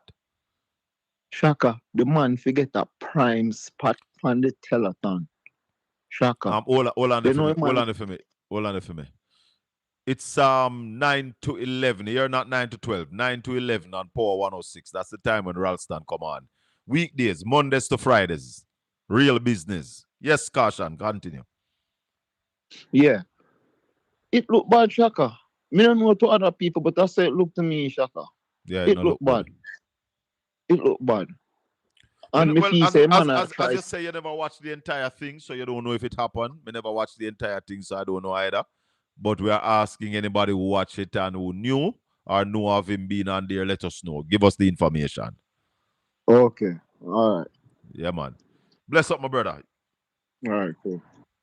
We spoke to Miranda Wellington earlier. And trust me, it was eye-opening. The commentary was wonderful. Wonderful. Telling us about what happened down so. Good evening. Welcome to the Colin Bell Show. Talk to me. Yeah, hello, Colin. Good evening. How you Colin, doing? that telethon never even make it. Trust me. That was more a charlatan. Anyway, They make yes, 500 million. 500 million? Eh. Was that it was USD or JMD? I don't know. It sounds like JMD to me. Oh, okay. Because from what you see, I don't watch all of it. I just went in and out. And sometimes them sit down there and them never do not like no phone, never ring nothing. But I'm biased, so I don't know. I will not be objective or whatever. But anyway, thing there. The Prime Minister there, South Africa, brown nose. And not have the time for what going on to Jamaica. Because imagine, Colin, right? Trump was not there, and they are next in line to host it next year, right? Because the man there, Ramaphosa, should have passed on the baton to him. Yes, so and that never happened.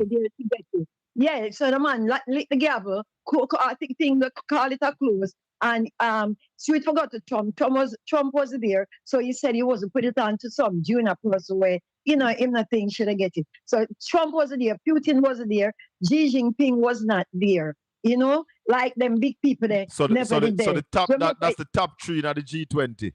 Yes, we're not there. You understand me? We are not a member of the G20 because we don't come from Europe or sub-Saharan Africa. Why was he there? If he wanted to ask for money because of the catastrophe where that's the truth. Just as when they tell Portia said she could have Skype and not go Africa, he could have Zoom and do all of that. I tell you the truth. I don't agree that him shouldn't go. I think him should have go. I endorse him going to make representation because you see what hit us is not of our doing. And let me tell you, and tell some people that God no fall rain. God creates system for things to happen. That's why I'm saying make the wheat and tear grow till the day of harvest. So if you treat the environment a certain way, certain things are going to happen. Yeah. If you live a certain way, certain things happen, and we determine the future. Now the greenhouse gases and all of them mash up there to the environment is not of our doing. So them country, they basically, if it sort way out, me agree with the Prime Minister going and make a pitch that you need to do something. Talk about, all right, climate change and the greenhouse thing. Well, him do the biggest the carbon footprint when him take with the plane flight to go to Africa where how much thing. But I digress. You say he should have gone. That's my thought. That's my opinion. Yes. And opinions are not facts. Yeah. So anyway, I'm just saying that for me, I didn't see he going. Then another thing, moving forward, he was not here. The Minister of Health is not here either, right? Annette, we have a question for the Minister of Health. It's Marie. It's Marie. Marie. Me have a question for the Minister of Health. Mr. Tufton, is it true that a surgery you gone do on your knee, sir? No doctor in Jamaica could have do surgery on your knee, sir. Is it true, Mr. Tufton? Says a surgery you gone do on your knee? Me just ask, sir. Isn't that a slap in the face of our doctors and you are the face of the Ministry of Health? Me don't know if Marie, me never say. I saw you, me just ask Mr. Tufton a question. If it's true that is a surgery going upon the knee. And that we hear. Tell her. And that. Tell her. And the thing about it is that the elite wing upper UA, the 22X wing, you want to tell me, say, we don't have any surgeons out here that could have done that, you know? And to me, I'm saying he's the face of the Ministry of Health. So to me, that's a slap in the face of our doctors out here that, you know, you had to go abroad for to do that. And then no, Colin, whose dime? Whose dime? Are we pay for that, don't it? Because you know them get some serious perks as parliamentarians. Of course. Then I have the insurance and this and that and yeah. Me just ask still, me don't know if I saw it go. Me just yeah. Ask if it's true. As Granny would have said, if it not go so, it nearly goes so. Me You understand me? Another one that was off the island too.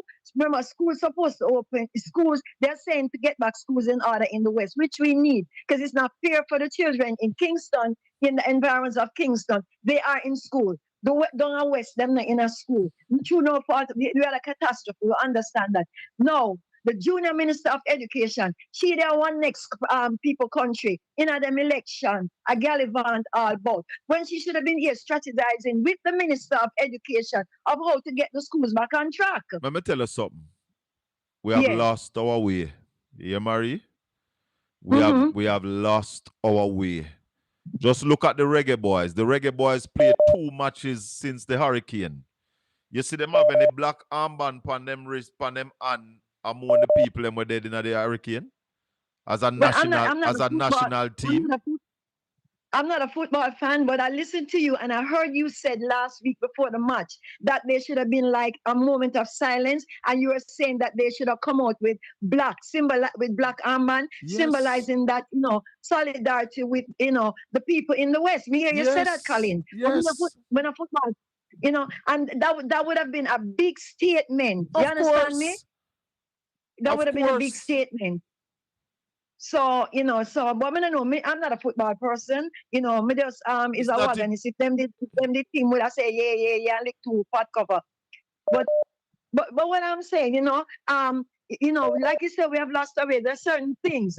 And then for the minions, when you talk, like maybe me know me highly political and I'm polarized towards the PNP. So I won't say if something good is done, I will say, yeah, that thing. But it never looked good. The Prime Minister was not here. It never looked good. The Minister of Health is not here. And it never looked good for the Junior Minister of Education to be not on the island when we having all these crises.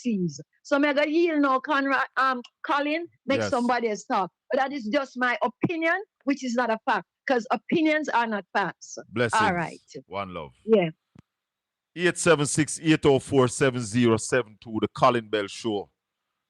We are looking out for Jamaica. We said Jamaica. We choose Jamaica. Where you choose? Where you choose? When we say we choose Jamaica, we not choose no party. On a party we choose. We choose Jamaica. We're going to politics because politics are the tool where it helps straighten out the system to assist our people. That we now have to depend on individuals. The country should be run by laws and systems set up to operate in a way that people can benefit. You understand? You see, we are interested in hearing the figures, how much the 5,000 container house going cost. Because we are saying to the government, don't buy the container house. Stand down. Make we build some shell, concrete shell. So you dig out the foundation, 24 by 8. We can put 8 column in there. All 6 can go in there, you know. If your cast it 4 inches, you can put 6. If your cast it 6, that people can add on upstairs, you put 8 column in it. Yeah? Belt around, put in the 2 beam, so you have 4 beam. You belt him around, cast the top, give it 2 feet cantilever around it. Yeah, and you say to a man, say, see something there. You have floor, you have roof. Put in the side and part it up how you want part it up. So poor man can party up and get 3 rooms outside. That's a theme thing. You understand? So you give back people a start. It is the government responsibility to help the people get back to where they were just before the hurricane. So our responsibility as Jamaicans to help our brothers and sisters. When you build them shelter down at West, you build 5,000 of them. It will create a whole heap of jobs. It will kickstart the economy down there. Good evening. Welcome to the Colin My Bell brother, Show. how are you, my brother? Wagwan party. Yeah, man, good day. Mm-hmm. Happy to hear you upon this idea you may have pitched forward. Good to be here, man, because I wanted to make a contribution based upon some of the thoughts that I've incubated over the couple of days, and I've heard them express, you and Ralston expressing, yes. You know, and listening to Miranda too. Out of that, you know, would have jumped out some great ideas, not novel, but something that should be done. But you know, as it is, man, it is useless offering suggestion or recommendation to this immobile authority here. Yes. Yeah. Mm-hmm. It makes no sense. But the point you're making about the shelter solutions, you know, yeah, and these what them call them container houses, yeah, it's just preposterous that you could even harbor a thought, yeah, of importing. Listen, that is one leg of it. Importing, yeah, yes, solutions, yeah, yes, of the sort into Jamaica, yeah. And these are going to be long-term solution and a short-term solution. They are going to be long-term solution because what we are doing, you know, is to rig this economy, rig this. It is already rigged. So anything that comes after, you know, is just what we call reap on the grave. It's just reap on the grave to make it look good. But in short order, it will decay. But it is foolhardy, yeah? Yes. If we want to catalyze or incentivize this dead economy, what do we do, Shaka? Yeah? Invest in our We infrastructure. do something internal to the infrastructure. Yes. We don't go external. We don't go import solutions which are not tried, tested, and proven in our environment. Yeah, man, you can't and which do it. For me, is not the type, and we talked about it already, it's not the type of solution that would be recommendable by any sensible leader or sensible engineer or sensible scientist for this location. Yeah? Yes. And me I say that, yeah, without fear of controversy, even though I'm not a scientist in that regard. You know what I'm saying to you? Yeah. We have enough, yeah? We have enough systems here, you know, try, test, and proven we have used. And I hear Ralston talking about the one in Tony Spalding here. Sites and service. Sites and services. Yes. You get what I'm saying? Yes. Yeah? We give people frames, you know, yeah, you build out a little part of it and give people definitive frames and give them access to it. Because if you give a man right now $2 million, you'd have frightened to the house and below that, you know, brother. Yeah. You'd have frightened to the house and below that, you know. So the systems are available. You can Harder and Lumber have a little system that we say what $5 million. Yeah, for some system, concrete system, you know. Yeah. And Gold Tuka, I understand, has a system there that can conform to the requirements. You know. Listen, man, we must find it within. It is here. Within. It is here. Listen, man, that will add more to the economy, of course, than to import, because importation alone eclipses the value, you know, that would have come to the economy by doing it indigenously, you know. Yeah, man. Yeah? Then that I got take more foreign exchange out of the economy to send go buy these. It will take foreign exchange to deal with the shipment. Exactly. And what you are doing is create more job for another country when you can and you are gonna bring in use the same money, create the jobs right here. Yeah. He's off the pressure for the dollar.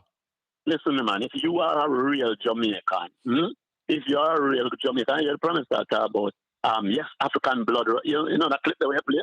African blood run through. Run through what? Run through what? African blood run through you when you are dealing with Africans the way you are dealing with them. Yeah.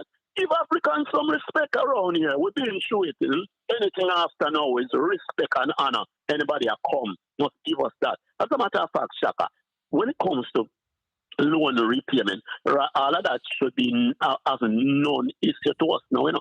We know, loan repayment, a loan forgiveness, we should talk about now. And that's why I said to the caller earlier, that's why I said to Marie, I agree for the Prime Minister to go to the G20 because he must go down there and put it to these men that, listen, loan forgiveness right now. We're not supposed to pay no loan right now. We're supposed to Colin, be you allowed expect, to sort you out expect, ourselves. Eh? you expect the apostle of the neoliberal agenda to go down there and talk about debt forgiveness.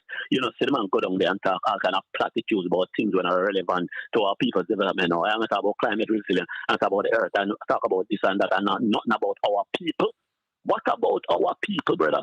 And as a matter of fact, in this time, if you are concerned and if you are a real indigenous leader, yeah, where you have your people about, you'd have never left this country under no circumstances, yeah, Right. unless who are going to give with something, say, boy, the man have to come people because want to show the right somebody, going to the right somebody, yeah. Mystical, I am still standing my view. Him should have go down there and make the argument, and him never need to stay. But I believe in him going, making the argument, because there was an argument before him leave about the pause clause in any of the loan, and Jamaica have no pause clause for catastrophe in a none. We loan them. We don't have it.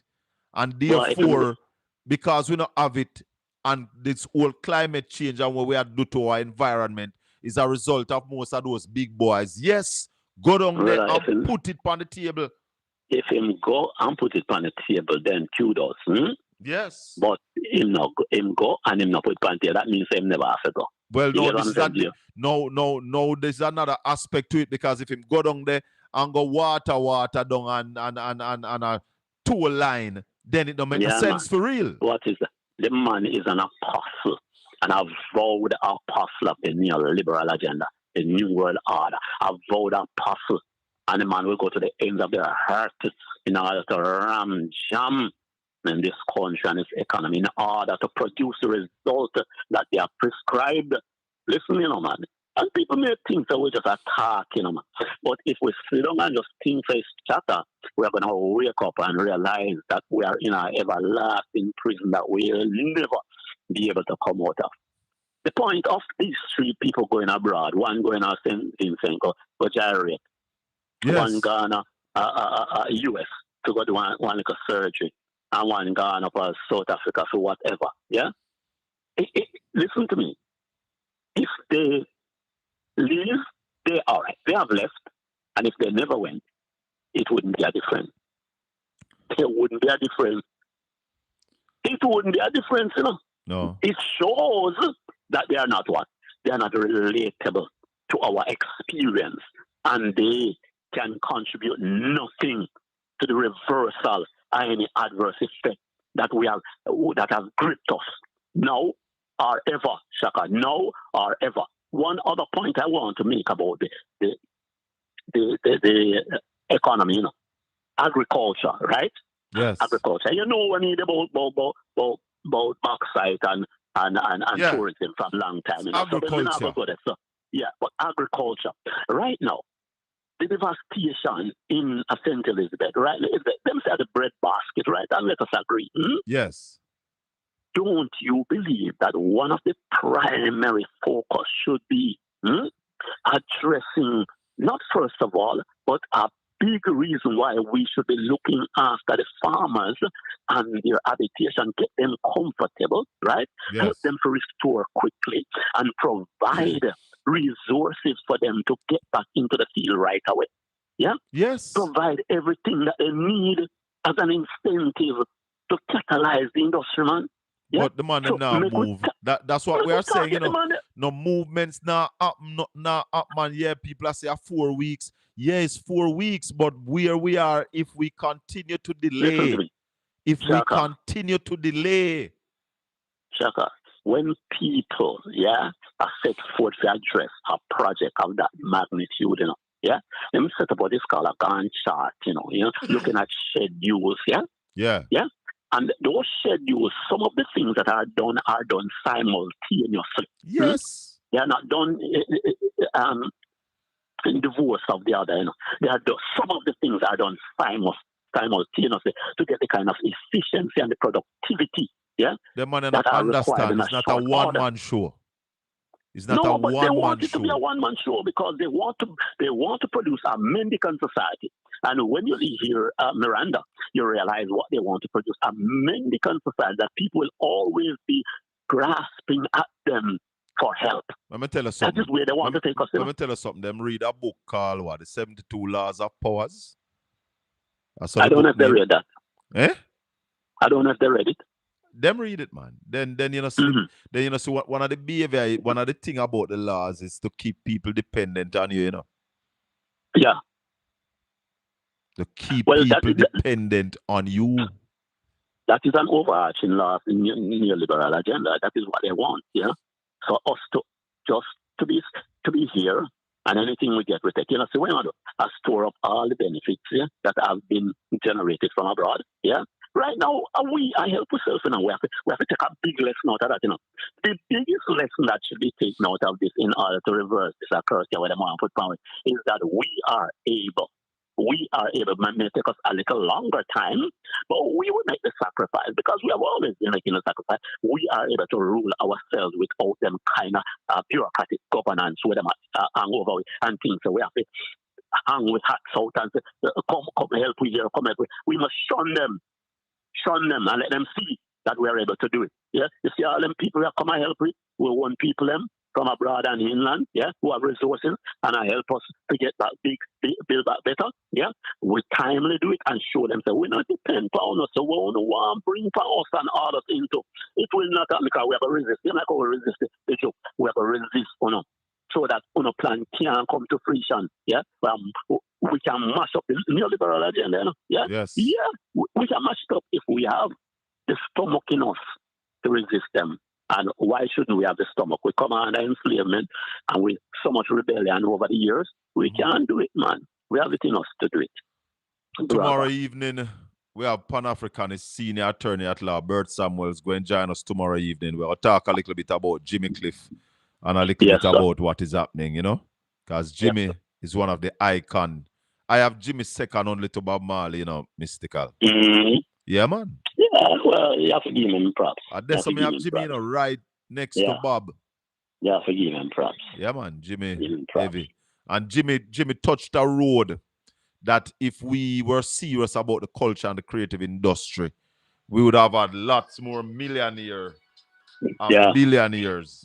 And him a millionaire long time, you know, brother. Them man, they're millionaire from probably about the 70s, you know. Yeah, man. So, yeah, man. Tomorrow evening, we're going to talk to Bert Sam. Right. So, join us. Big up yourself. Yeah, man. May have Chris on the line, Chris Campbell, come at Jamaica. Come show him assistant to the people of Jamaica. I'll make bring him on. And Chris Campbell, as always, been there. You know, in whatever we are doing.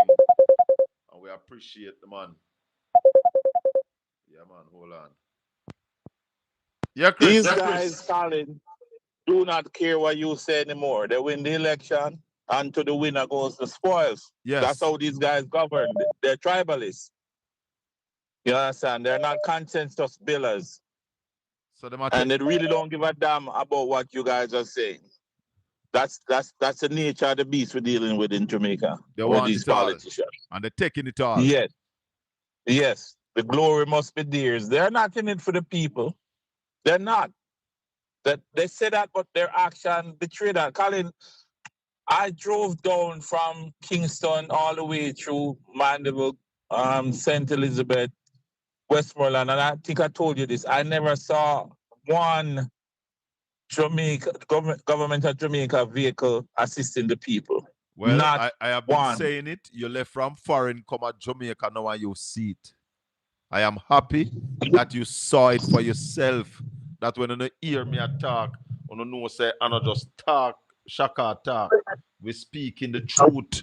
We've been down there. We not see the government agencies on the ground. When we ask the people, them say nobody no come take them name, no come look on them damage, no take no picture. Nobody from the government no come. And Shaka, this is 2.5 weeks out from the hurricane. It looked like the hurricane had just passed when I went there, but in fact, it was 2.5 weeks after the hurricane, and nobody pick up a single zinc. No, there was no work given out so people can start clean up the debris at least, you know, on the margins and start have some semblance like things going to move. Yeah, I'm not impressed, boss. I'm not impressed. Yes, that is as vital as anything else. Hope is sometimes even more vital in a situation like that. Hopelessness is you know. But I think we all agree that these guys.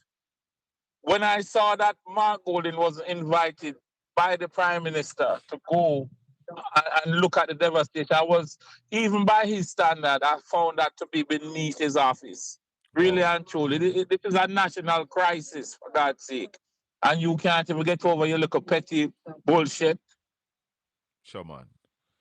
Sure, man. You know, I was very disappointed because at least we could.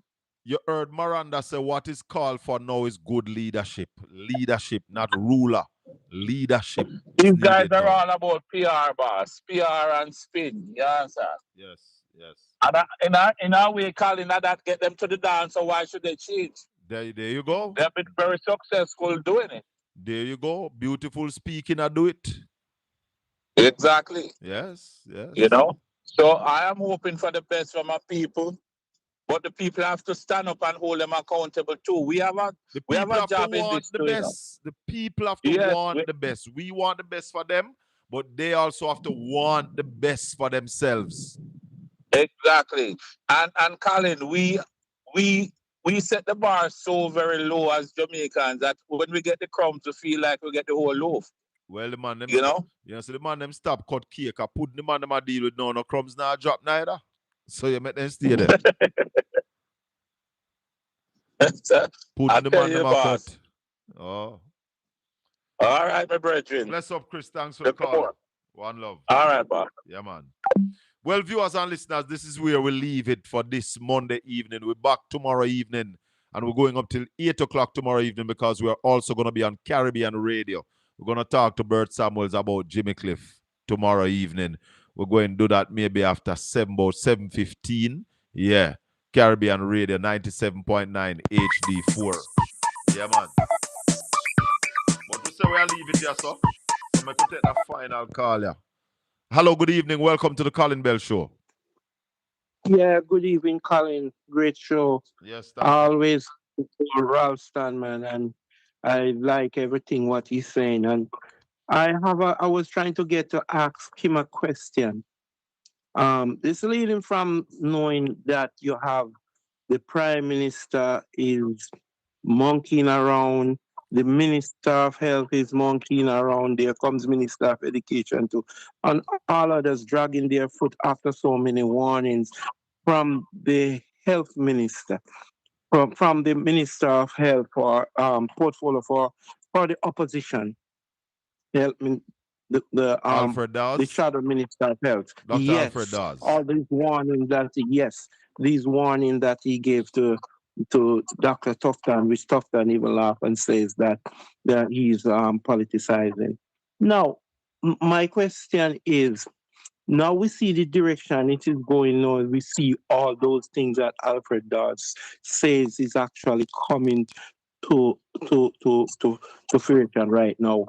And as I look, and Ralston is saying about the economy, I have one question I did want to ask him. Ask it now. God if forbid. we can't answer it, then we'll tell him on the man side tomorrow or Wednesday. Yes.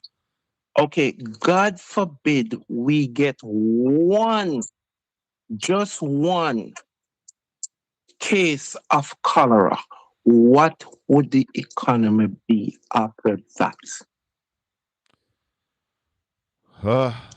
I think I'm going to try and get Dr. Dawes and ask him that question, and then we ask Ralston, because a case of cholera wouldn't be good.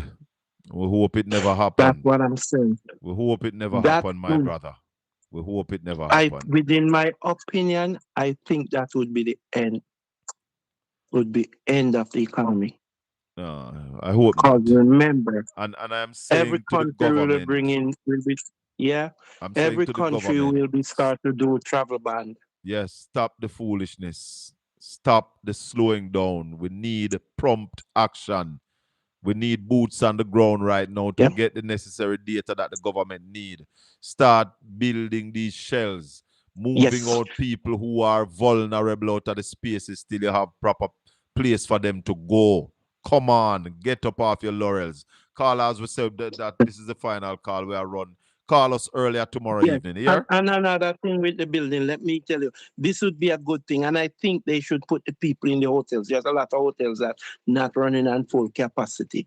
And so the hotels can bring back workers as well, which will be another stimulation in the economy. They pay the hotel, the hotel can chip in and pay a part while they do the building for A whole heap of stimulation can go on. That can do a little stimulation for true. You have a point. But the government also have some places that they don't need to spend a whole heap of money. Put people in them and start use them. And as you say, bring back some of the hotel staff to serve them. You have a point, my brother. Yeah. We'll talk. Yes, One love. so that's it. All right, my brother. Bless you. One love. You see, his ideas flow around here, so.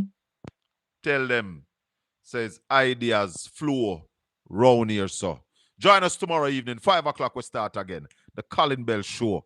Ideas run round here. So you hear the man say, bring back some of them people, put some of the people in the hotel, bring back the staff, government pay the bill, kickstart the economy. And the government have to spur this economy back to life, you know. It is the government that have to spur the economy back to life. And that is the problem why someone want to vote for incompetence, because we never know the seriousness of the job of governing, of leading the country. We never understand the seriousness. That's why I don't choose a team when I have no finance minister upon it. We never understand. But tomorrow evening, everybody, may the good Lord bless and keep you. Make his face shine upon you and be gracious unto you. The Lord lift up his light and give you his peace. Until we meet again tomorrow evening. This has been the Colin Bell Show.